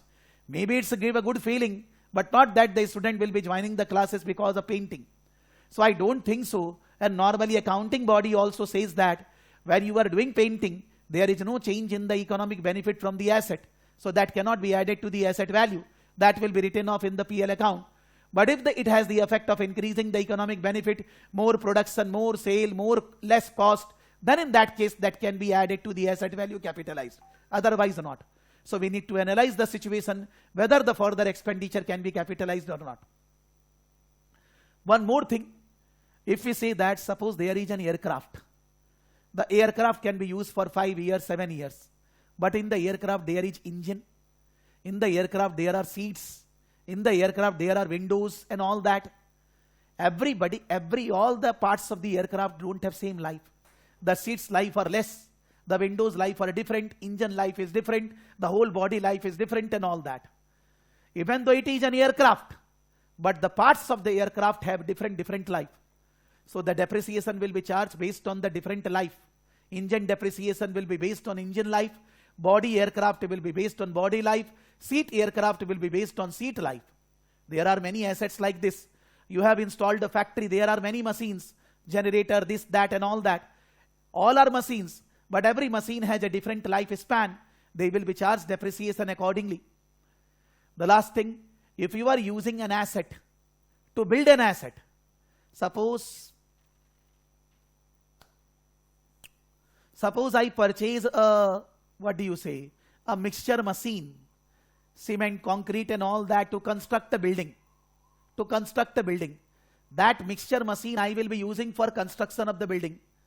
That mixture machine depreciation will not be debited to PL account. Because where the mixture machine is used? For construction of building. So that depreciation will be added to the asset value of that construction. If you are using an asset for the construction of another asset, then the depreciation of that asset will not be going to PL account as an expense. Depreciation of the asset will be added to the asset value which you are constructing. So, asset, what is a non-current asset? What is the cost of the asset? What is unwinding of interest? Then depreciation. What is the logic behind reducing balance straight line? Revaluation principle, cost or revaluation, accounting treatment for revaluation, further expenditures. If there are assets having different parts, having different life, different depreciation policy need to be followed for different parts. That all the things they are saying under non-current assets, IAS 16, property, plant and equipment. Just once go for a reading. IAS 16 defines property, plant and equipment as a tangible item that are held for use in the production or supply of goods or services, for rental to others or for administrative purpose. Held for use in the production or supply of goods and services. Held for use in the production, manufacturing. Supply for goods and services, delivery van you are using for delivering goods to the customers. For rental to others. You have a property and you are keeping the property for giving rental to others. You have a property, you are keeping the property for rental to others. Suppose I have a building of 3 floors, 2 floors I am residing, 1 floor I am keeping for rental to others. Rental to others or for administrative purpose, office building and all that. All these are treated as non-current assets. Rental to others, there is some confusion. I will be coming later. Because when I will be discussing investment property, IAS 40, then the confusion will come. We will be coming. Are expected to be used during more than one period. For that reason, they are non-current assets. Tangible items has physical substance. Because IAS 16 is about tangible assets. You can physically touch them. You can physically brand, goodwill, or I mean to say patent, trademark is not physical assets, but these are physically present. Initial recognition. An item of property, plant and equipment should be recognized as an asset when it is probable that asset's future economic benefits will flow to the entity and the cost of the asset can be measured reliably. For cost, you need to add up all the things. For benefits, you need to see that probable. It is not saying guarantee. With the computer, I will be able to generate benefit. Probable. Probable means 50% se zyada chance hai I will be able to gain income by using the asset. Yes, Suman. Hello, Suman. Do you want to say anything? Yes. Yeah, I have said 2 points, but yes. Actually to ask, you have already moved. First of all, whenever you are saying that the depreciation will be charged to the asset, if we use the construction of any product, instead of that product, I will charge depreciation. I will charge it in the valuation of the building. So I will say that the journal entry will be asset account debit. Asset account debit. Credit will be other asset. Because the construction building you will debit and the other asset mixture machine value will go down. It will not be PL account debit to asset. That way. Okay. Then? This is the one. Another one, the case of revaluation. Okay. Whenever we are charging to the revaluation account, so that you show the journal entry. That part actually it's not fully clear. I am saying that revaluation is a gain because value gone up. The gain will be credited, books of accounts, accounting, all gains and liabilities are credited. But that gain cannot be credited to PL account. You can't record in PL account. In PL account, there is other comprehensive income. There you will be writing this gain. Because this is not that you got in your pocket any money. But the value has gone up, so that is a gain that you can record in OCI. In the PL account, there are two parts: revenue, cost of goods sold, admin, selling, finance cost, tax and all. That is income. And then the second part in the PL account, other comprehensive income. Under that other comprehensive income, we will be writing this gain. Okay. And in case of opposite, means if it the opposite happen, if it is a reduction of, Then it is a loss. Then it is in the PL account, you will be writing under cost of goods sold, depreciation, maybe administration, distribution, wherever the asset is used, you will be writing in expense in the PL account. okay. Because the asset value gone down is treated as a loss. And if anything like I have a asset which is depreciated straight line value for 5 years, and if I assume it for the 5,000, and after 3 years I am going to know that the asset valuation actually deteriorated, means reduced. Instead of 2,000, the value comes to 1,500. So 500 it will be directly charged to my accumulated depreciation, or it will be separately charged in separate time. What is the meaning of this last sentence? I am not getting. Because for depreciation, the journal entry actually is a depreciation debit. Debit to accumulated depreciation. So credit accumulated depreciation. Yes. So whether it's a, what I should say, revaluation or whatever, you are saying that depreciation will be debited because it is a decrease in value. You can debit straight away PL account because it is beyond depreciation. Whatever depreciation you have done, it is beyond that. Now you say that you want to credit accumulated depreciation or not. You should be crediting accumulated depreciation. Because up till now you have done 3 years depreciation or 4 years depreciation. But whatever amount you have depreciated, that is less. So you are creating more. You can say accumulated impairment. Somebody are using accumulated depreciation. Somebody will say accumulated impairment. Whatever you can say. But it will be deducted from the assets value, because after this total accumulated figure, suppose up till now accumulated figures are 10,000. The 500 is more, 10,500. So in the balance sheet, the asset value will be cost minus 10,500. So you need to accumulate either in accumulated depreciation or in impairment or anything. Because we have a separate account in ledgers, accumulated, which is deducted from the assets value to show the value of assets in the balance sheet. So we see that since in our case, nobody, whoever is studying in the class, there is no journal entry they are going to ask in the exam. So we are saying that the asset value, in place of this I am saying asset value. For that reason I said in place of depreciation PL and in place of accumulated depreciation asset. Asset value gone down and the loss is going to PL account. Technically you are correct कि depreciation account debit or loss account debit to accumulated depreciation. ठीक है ना? Sir, another Yeah. question here. If asset, to identify a asset, there should be some of the criteria. If a value of asset, like in this corona situation, a company buy hundreds of laptops. The laptop value $100 per unit. Okay, but as per the policy, there should be a criteria. There is a criteria of 2,500 should be the asset capitalization limit. But the laptop we will going to use around 3 to 5 years. So should we capitalize it or it will be expensive? But you said $100, then 2,500 and all that I didn't understood. 2,500 is the capitalization limit for a company. And Mane beyond that they will not capitalize. yes, but total one laptop value is 1,000K and they buy 100 laptops. It means they expensed of around 10 more than 100K. So it should be capitalized. But do anybody has any policy like that? Ki we cannot capitalize beyond this. You can't decide this. Whenever there is a capital expenditure, you have to capitalize. So laptop will be used in the business for many years. So all need to be capitalized. I never heard like that. Ki a company has a policy that they will not capitalize beyond this. Maybe they will not be purchasing because they don't have money. But if they are purchasing anything which is an asset, they have to record this as an asset. What do you think?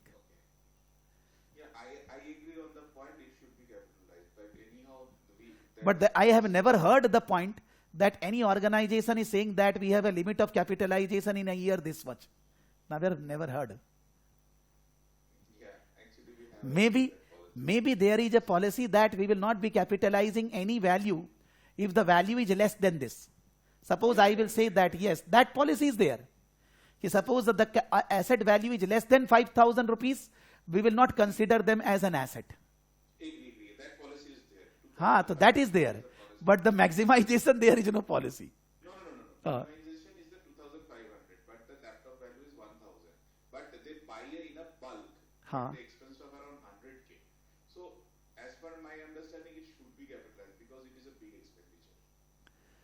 I cannot take that in one accounting year.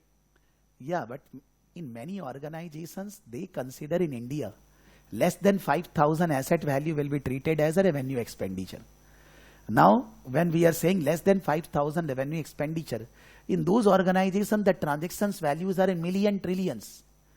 So even the auditor also don't focus on that 5,000 rupees because that is treated as immaterial error. If it is an error, then also it is immaterial error. So if the organization is considering that they will not be recording anything as an asset if it is less than 5,000, there is no harm in this. But in your example, obviously you are correct. Because it is not one laptop they are purchasing. They are purchasing 100 laptops. There must be a project which they are doing. For that reason, they are requiring. So here we cannot say that they can record all laptop as an expense. They should be recording all laptop as an asset only. But this type of policy in many organizations are there that below this amount, they don't consider it as an asset. But there is nothing in any organization that beyond this amount, they will not consider as an asset. Nothing there. Yeah. I understood. How can it be possible in your organization something which is illogical? No issue. Thank you. Yeah. So it is what I was saying that if we are doing advertisement expenditure, we can't say that advertisement as an asset. Maybe it is generating income. But probability in case of land, building, plant, machinery is very high. Probable. Greater than 50%. Probable of future economic benefit cost can be measured. Then it will be capitalized in the books. Now, the conceptual framework, this is taken from conceptual framework topic. The revised conceptual framework says that elements, assets, liability, equity, income, expense are recognized when they are relevant and a faithful representation of assets, liability and resulting income, expense or equity movement. Before that, let me go into asset definition as per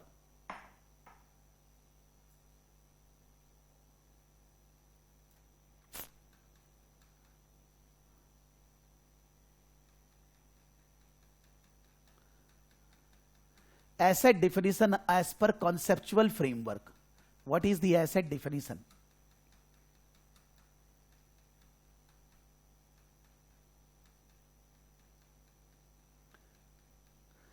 Now this is written elements of financial statement. This is a part of conceptual framework. The elements are the building blocks of financial statement. That is means in the PL account, balance sheet, everywhere we get these elements in the financial statement. Statements of financial position, balance sheet report, assets, liability, equity as elements, and a statement of financial performance, PL account report, income, expenses as an element. So there are five elements of statement of financial statement. Balance sheet 3, PL account 2. Economic resource. An asset is an economic resource. A present economic resource controlled by an entity as a result of a past event. Try to go into the sentences in your own. I will be explaining. Economic resource, asset. A present economic resource controlled by an entity as a result of a past event. Economic claim, liability. A present obligation of the entity to transfer an economic resource as a result of past event. Equity. The residual interest in the net assets of an entity. The residual interest in the net assets of an entity. Changes in economic resource and claims as a result of financial performance. Changes in economic resource and claims as a result of a financial performance. Income. Increase in assets or a decrease in liability that results in an increase to equity, excluding contribution from equity holders. Expenses. decrease in assets or increase in liability that result in decrease to equity, excluding distribution to equity holders. Other changes in economic resources and claims, contribution from and distribution to equity holders, exchange of assets and liabilities that do not increase or decrease equity. An economic resource is a right that has the potential to produce economic benefit. This is conceptual framework language. When you will be getting a question in exam based on conceptual framework, the model answer quote unquote write this sentence. The model answer quote unquote write this sentence. How the model answer are written? Copy, paste. But I cannot remember these sentences like this.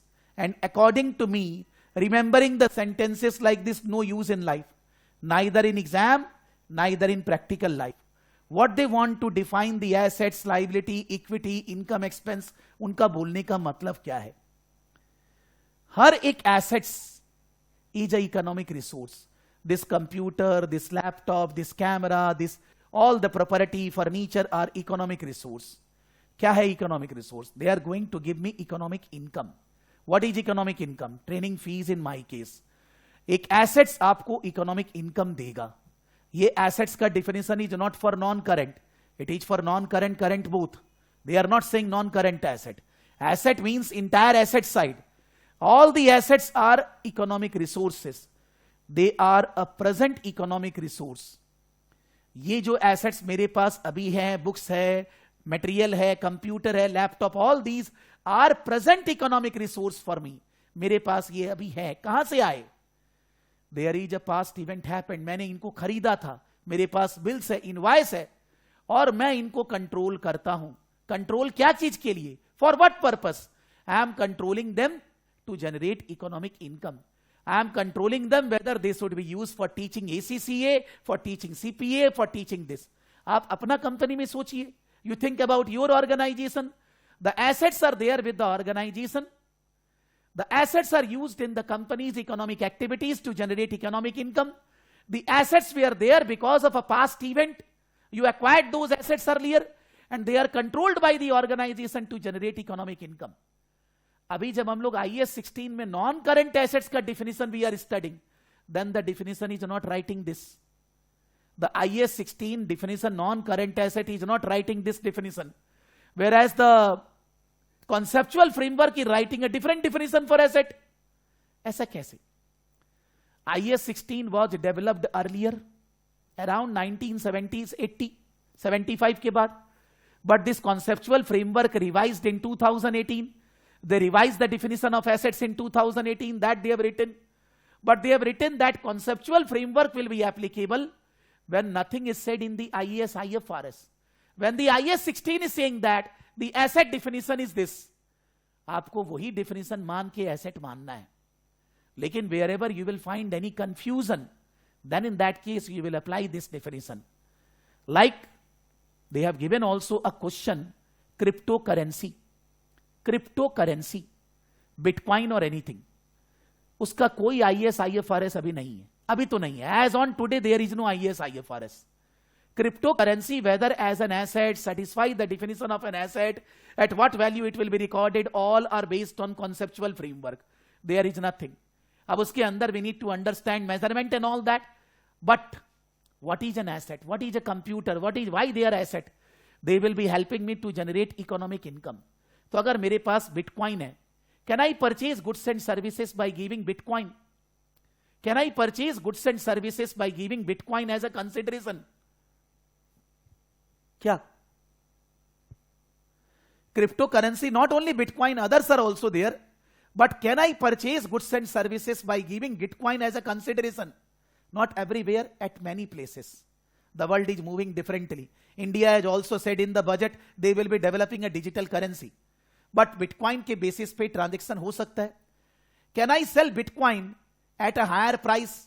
Can the Bitcoin will be giving me income? Bitcoin prices are very fluctuating. This digital currency prices are very fluctuating. You can buy, you can hold it, you can sell and all that. So, if you buy Bitcoin, there is a past event. They are going to give you present economic benefit because You can use them as a for consideration for any goods and services. You can sell them. तो आप उसको asset लिख सकते हैं based on this definition. Control is your hands. For non-current assets, IAS 16 is there. For Bitcoin, there is no IAS, IFRS.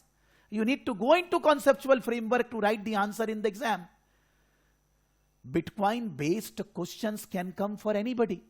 Can come for SBR, already came earlier. IFRS Seema case study में नहीं आया. आ गया तो. We need to understand. Economic claim. If I will say that I have a loan from ICICI Bank, I have a sundry creditor, salary payable, this, that, a present obligation of entity. Presently मेरे को bank को loan का payment करना है, supplier को पे करना है. Because of the past event, I purchased goods and services, I took loan earlier, and in that payment will be helping how I will be doing with my assets. With my economic resources, I am going to make that payment. That is called an economic liability. And equity means assets minus liability. You can say that if in the company the total assets are $1 million and the liability are 80 lakh, that means equity, share capital, retained earnings and all that is 20 lakh. The residual interest. ये equity बनता कैसे है? By the income and expenses. Income, the changes in economic resource, increase in land, building, plant, machinery, furniture, fixture, receivable, cash, increase in assets, or decrease in liability is giving you income. आप अगर बोलेंगे कि sir inventory बढ़ गया, receivable बढ़ गया, receivable कैसे बढ़ा? How? If the non-current assets, land, building, plant, machinery gone up, how? You earned, then only the assets gone up. They are earnings. Or reverse for expenses, decrease in assets, increase in liability. This is other than what the owners are contributing in the business. Owners जो directly contribute करेंगे वो भी equity को change करता है. So the change in the equity is because of two parts. One is because of income and expenses, and one is because of the contribution, dividend payment to shareholders, share issue and all that. Can I Bitcoin in the balance sheet? Yes, why not? We just now discussed it is satisfying the conceptual framework definition. So we can record in the balance sheet the Bitcoin as an asset. When you will read there, they have given a question on Bitcoin.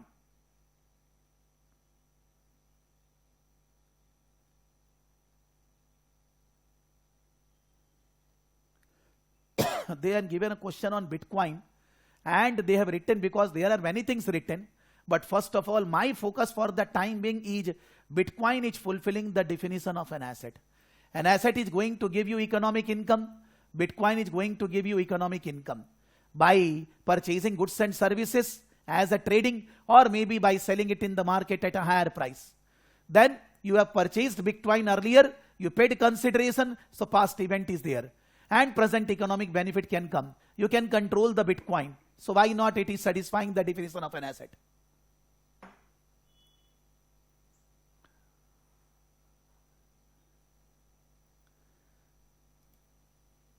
So I mean to say that when we will be going into conceptual framework, when we find that there is no IAS, IFRS for that, then in that case, we will be going into conceptual framework. But if something is written in IAS, IFRS, you need to follow that, only conceptual framework nahi chalega. The accounting body, International Accounting Standard Board, why they develop conceptual framework? Whenever they will bring new IAS, IFRS, they will follow the entire conceptual framework. Boundary, Bible, whatever you say. This is the boundary by which accounting will be developed.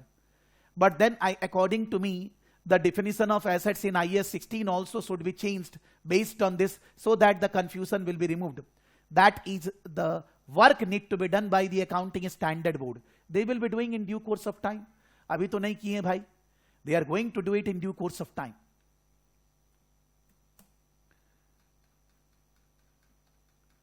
So the definition of IAS 16, property, plant and equipment, is not the definition which is given as per, sorry,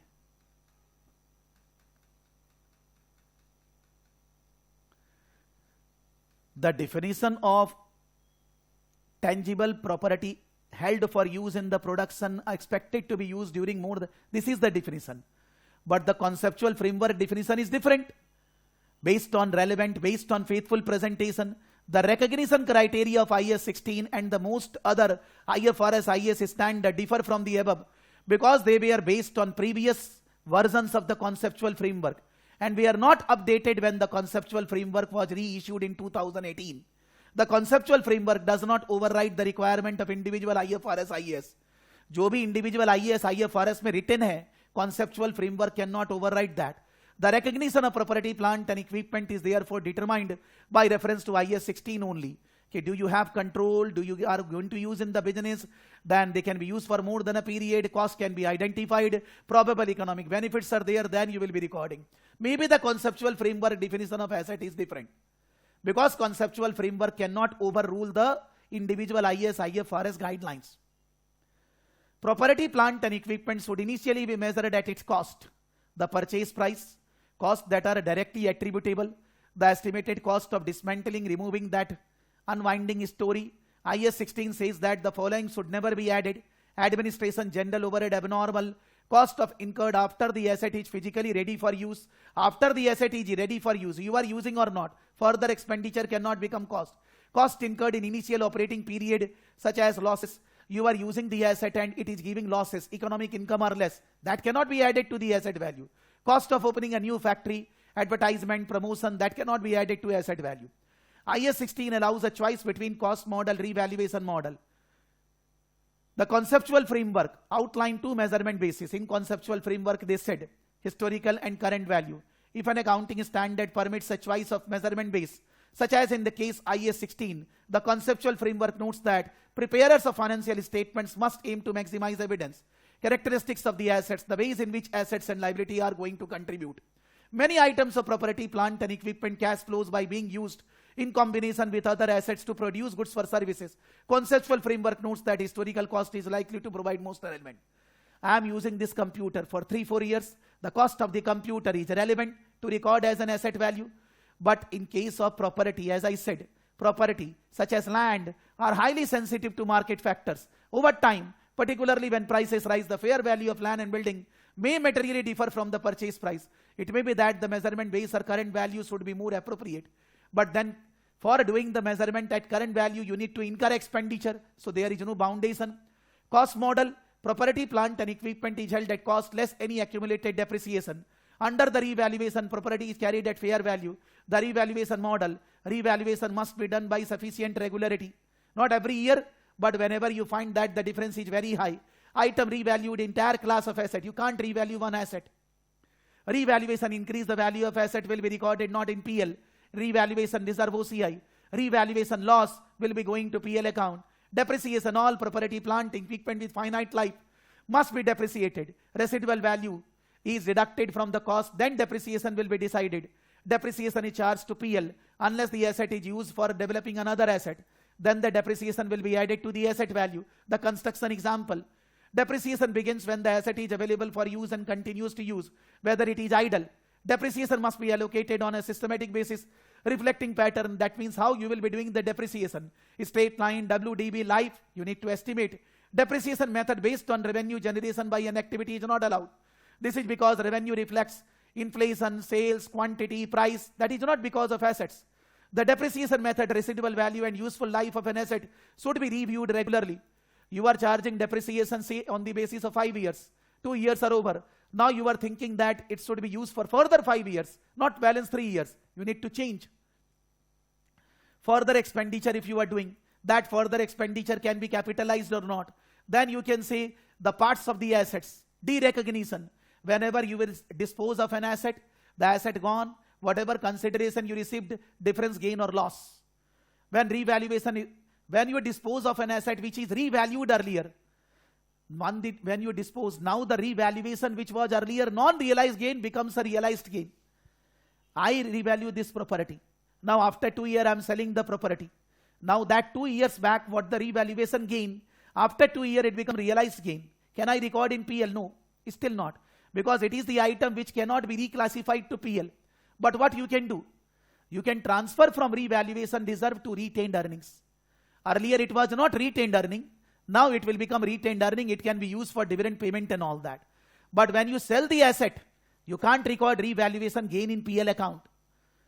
The disclosures, measurement basis cost or revaluation model, life depreciation, a recognition of carry amount at the beginning and end, all the reconciliation. Anybody who is working in any organization, आप जब accounts वगैरह, मान लीजिए you are not involved in accounts, but आप देखते होंगे ये सारे disclosures notes to accounts में रहते हैं. If the items of property, plant and equipment are stated at revalued amounts, information about the revaluation should also be disclosed. How the revaluation done and all that, the surveyor appointed or whoever appointed, that need to be disclosed. Just an example. CAP bought a building on 1st January 2011. The purchase price was 2.9 million. Associated legal fees were 0.1 million. And general administration cost allocated to the purchase was 0.2 million. CAP bought a building on 1st January 2011. The purchase price was 2.9 million. Associated legal fees was 0.1 million. And general administration cost allocated to the purchase were 0.2 million. CAP also paid sales tax of 0.5 million. In India, you can say GST. In other countries, VAT. 0.5 million VAT, which was recovered from the tax authorities. The building was attributed a useful life of 50 years. It was revalued at 4.6 million on 31st December 2014 and was sold for 5 million on 31st December 2015. CAP purchased the machine on 1st January 2013. The first one is building. The second one is machine, 1st January 2013 for 1 lakh, and attributed it with a useful life of 10 years. On 1st January 2015, CAP reduced the estimated remaining useful life 4 years. 1st January 13-15, 2 years over. So 10 years life, balance 8 years, but they are saying that balance will be only 4 years. Explain how the above items of property, plant and equipment would have been accounted for in all relevant reporting periods up till 31st December 2015. Understand the requirement of the question. Explain. Not only just so calculation. Explain how the above items of property, plant and equipment, first paragraph building, second paragraph machine, would have been accounted for in all relevant reporting periods, all periods up till 31st December 2015.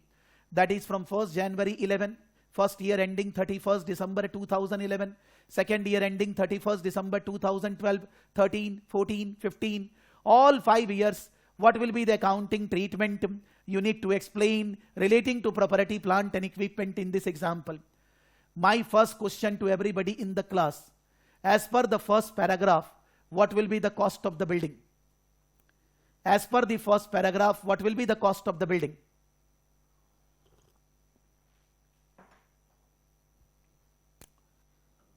Arati, whether we will add 0.2 million in the asset value. Arati, whether will we add 0.2 million in the asset value? 0.2 million general administration है. ये वही बात हो गई कि मैंने अपने staff को बोला कि यू परचेज कंप्यूटर, उसने 4-5 जगह पता लगाया, उसने 1 घंटा लगाया, उसके 1 घंटे की सैलरी को मैं जोड़ रहा हूं, चलेगा?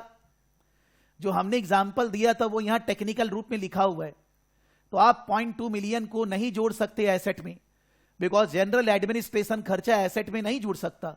सो एसेट वैल्यू 2.9 प्लस 0.13 मिलियन. अब हम लोगों ने, इन्होंने बोला है कि लाइफ 50 ईयर्स है and it was revalued to 4.6 million on December 14 and then 5 million में सेल कर दिए. तो सेल करने माने रिवैल्यू करने के पहले 4.6 दिसंबर के पहले 2011 दिसंबर, 2012 दिसंबर, 2013 दिसंबर, what will be the depreciation charge? 2011 December, 12 December, 13 December, what will be the depreciation charge? 2011 December, 12 December, 13 December, what will be the depreciation charge? We are saying 3 million 30 lakh divided by 50. 30 lakh divided by 50. We can keep it in million only. 3 divided by 50, 0.06 million every year. So in the income statement, 0.06 million depreciation will be charged for 3 years. And the asset value after 3 years in the balance sheet will be 3 million minus 0.18. 3 million minus 0.18, 2.82 million. Okay?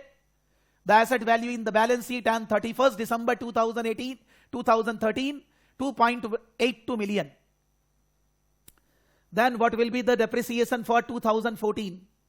What will be the depreciation for 2014? What will be the depreciation for 2014?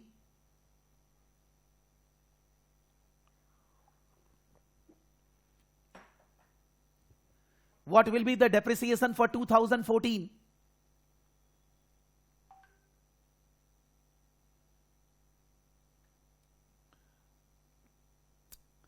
What will be the depreciation for 2014? Arey bhai, revaluation is happening at the end of the year. For 14, same depreciation, same 0.6 million. So after 4 years, the value of the assets after depreciation is coming how much? 0.06 into 4, 0.24. So 3 minus 0.24, 2.76 million. That is revalued to 4.6 million. So what is the revaluation gain? 2.76 to 4.6. What is the revaluation gain? 2.76 to 4.6 million. What is the revaluation gain? 2.76 to 4.6 million. What is the revaluation gain? यार बोल लो फटाफट यार. 1.84 million. So how this 1.84 million will be accounted for? Just a request everybody, chat everyone. In the chat box below there is written to, beside to, drop down arrow, click drop down arrow, select everyone and then discuss. Then write. So 1.84 million will be going in another comprehensive income and in the balance sheet revaluation reserve as a part of equity. Now what will be the depreciation for 2015? What will be the depreciation for 2015? What will be the depreciation for 2015? The value is 4.6 million and the life is 46 years, 4 years gone. So 4.6 million by 46 is 0.1 million. So after a depreciation of 0.1 million, what is the value of asset in 2015? After depreciation of 0.1 million, what is the value of asset in 2015? 4.5. We are selling the asset for 5 million. We are selling the asset for 5 million. So what is the gain? 0.5 million gain. Where 0.5 million gain will be going? 0.5 million gain where we will be recording? It is not na, Muhammad, please here. It will be going in PL account. It is realized gain here. You are getting money, rokada, paisa, rupee, dollar. You are getting money. Why in other comprehensive? PL account. But the old other comprehensive income gain, which is 1.84 lakh, you can transfer to retained earnings. Because earlier it was unrealized, you can transfer to retained earning. You will take it out of OCI. OCI income is already income. It was 1.84, that so you are not suffering loss here, na? You are gaining. So 1.84 will be transferred to retained earnings, not PL to retained earning. Retained earning and revaluation reserve. Revaluation reserve 1.84 1 year back, cancel. Retained earning 1.84 up. Where you will record? In a statement of changes in equity. Not in PL account balance sheet.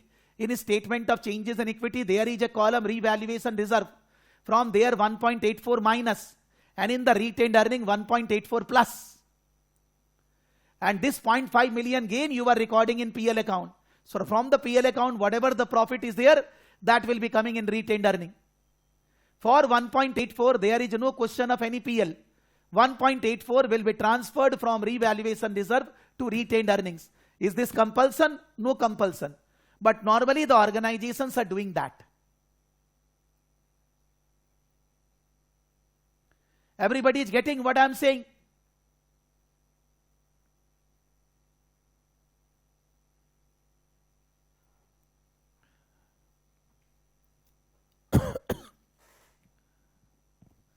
That is the first paragraph, 5 years adjustments.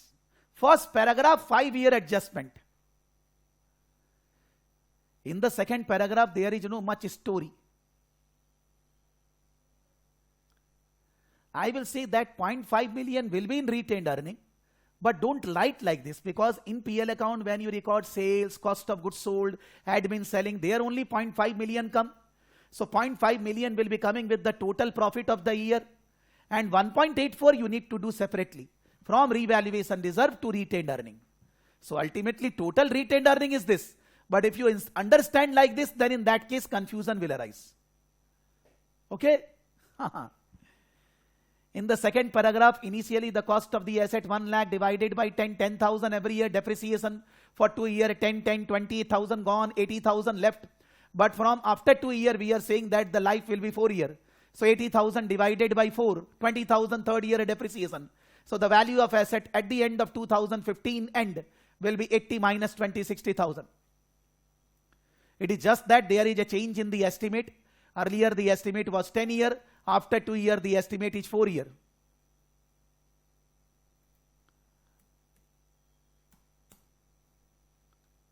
At the end of the chapter, answer is written. Let's read the answer. We are not concerned whether the total life is 2 plus 4. Earlier the life was 10, 2 years gone. After 2 years, we are saying that the life will be balanced 4 years. Still it is 2 plus 4, 6, but there is no use of this. Whatever is gone is gone. मान लीजिए last class you were not there, that is gone is gone. You can't change your past. The time which is going on, you cannot take back. So you are correct, but there is no logic saying that 2 plus 4 is total 6 years. Okay? The building would have been recognized on 1st January 2011. The building would have been recognized on 1st January 2011 at a cost of 3 million. 2.9 million plus 0.1 million recoverable sales tax is excluded from the cost of the property. General administration 0.2 million expense to PL account. Sales tax we are not recorded because sales tax we are anyhow getting from government. So that is not a cost of the asset. Depreciation 0.06 would have been charged for 4 years. Prior to the revaluation, the carrying amount of the property this on 31st December, so 1.84 million gain taken to comprehensive income. In the year ended December, the building would have been depreciated for this. The depreciation charge is this. The amount is 4.5. On 31st December, the profit on disposal 0.5 million would be recorded in the statement of PL. The revaluation gain previously recognized within OCI and held within the equity are now classified to PL. So other comprehensive to retained earnings. The machine would be recognized on 1st January, 1 lakh, depreciation 10 years, 10,000. On 1st January, CAP changes its estimate of machine useful life. The change in accounting estimate therefore dealt with prospectively. The carrying amount is 80,000. The depreciation for the current year 20,000. And the value at the end of the current year is 60,000.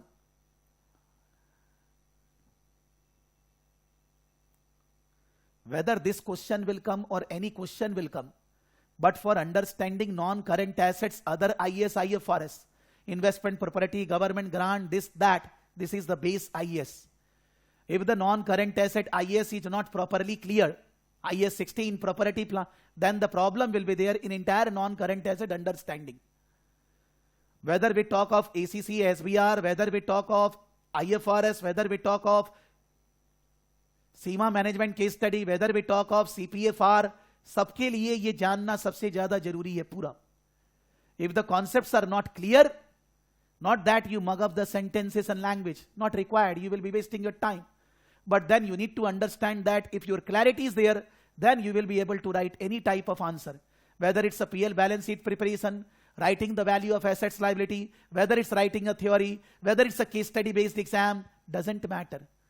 The knowledge need to be there, and according to me, this is technical knowledge. If the knowledge technically not perfect in financial accounting, we can't write the answers. I'm talking about SEMA case study. For P2, E2, we can manage because they are general concepts, but this is technical concept. Technical concept need to be technically covered. When I said in the first class, again I am reminding to all of you how to study. Always attend the live class. Whether you are not well, आपको तबीयत खराब है, कुछ भी है, live class करिए यार, कहीं जाना थोड़ी ना है. लाइव क्लास करिए, मजा आएगा. When the live class is over, whether you have understood everything, still do the recordings. Do the recording anyhow. After doing the recording, solve the same question which we have solved in the class. Then make your notes.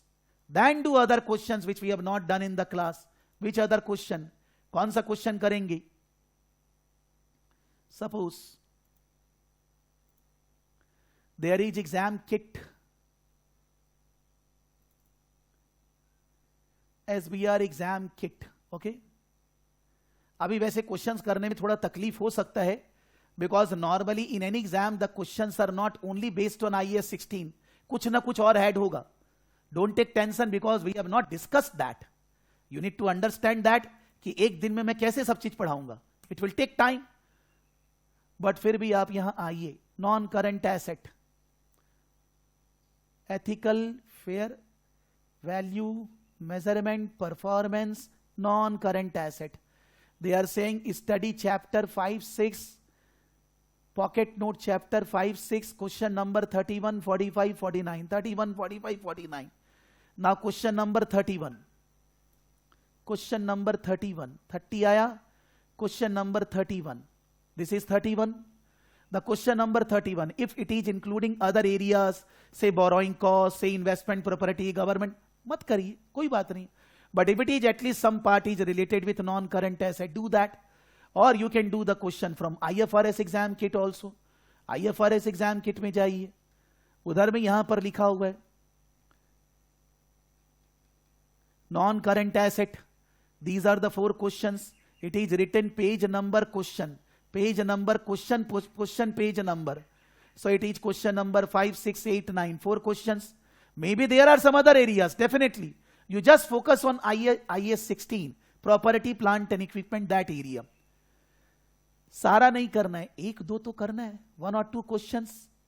Wherever you will not understand, you need to raise the query like this. Don't say page number, BPP, this and all. You need to copy paste the question in the Word file. Copy paste the institute answer in the Word file. Copy paste your answer, your query. I will be discussing at length in the class. But don't see the solution just after reading the question. First do the recording, do the live class, do the recording, make your notes, do the same thing, then do other questions. जब 1-2 question करके confidence आने लगे, then in that case stop, no issue. Whether you do or not, I will be coming with in the next class with some of the questions. जो भी मेरे को मन में आएगा मैं पूछूंगा और आपको बताना होगा. From the next class, the question will not be simple. It will be difficult also. Even a chartered accountant, even a qualified persons will not be able to answer. Because it's not that we have discussed only the what to study and how to study. We are starting studying from the next class, from the second class. So everybody need to complete properly. And when I will complete 3-4 classes, start revising the stuff. Because that much time you will be getting if you study regularly 2 hours. There is no problem. You will be able to manage. You have to manage anyhow. Otherwise, you can't give exam, you can't pass the exam. And at the same time, forget about exam. The study we are doing for practical knowledge, for practical understanding, so that we can help the organization to grow, solve the issues of the organization. So, वो सबसे ज़्यादा important है. Okay? So, meeting with all of you in the next class, Monday morning. You revise all the stuff and everything, whatever I said. Again, I am reminding last time. Students should be purchasing the new resources of material, which I said in the last class, Kaplan, because that will be helping you to bring your knowledge better. There are extra resources which will be shared by Kaplan, because anyhow, after 5 to 6 months, I will make this compulsory. Problem is now, when something is introduced, then it takes problem. But my suggestion, everybody should be purchasing the Kaplan material resources, new resources, which will be regularly updating you the amendments for coming 18 months. That will be helping you to new IAS, IFRS development also. Okay?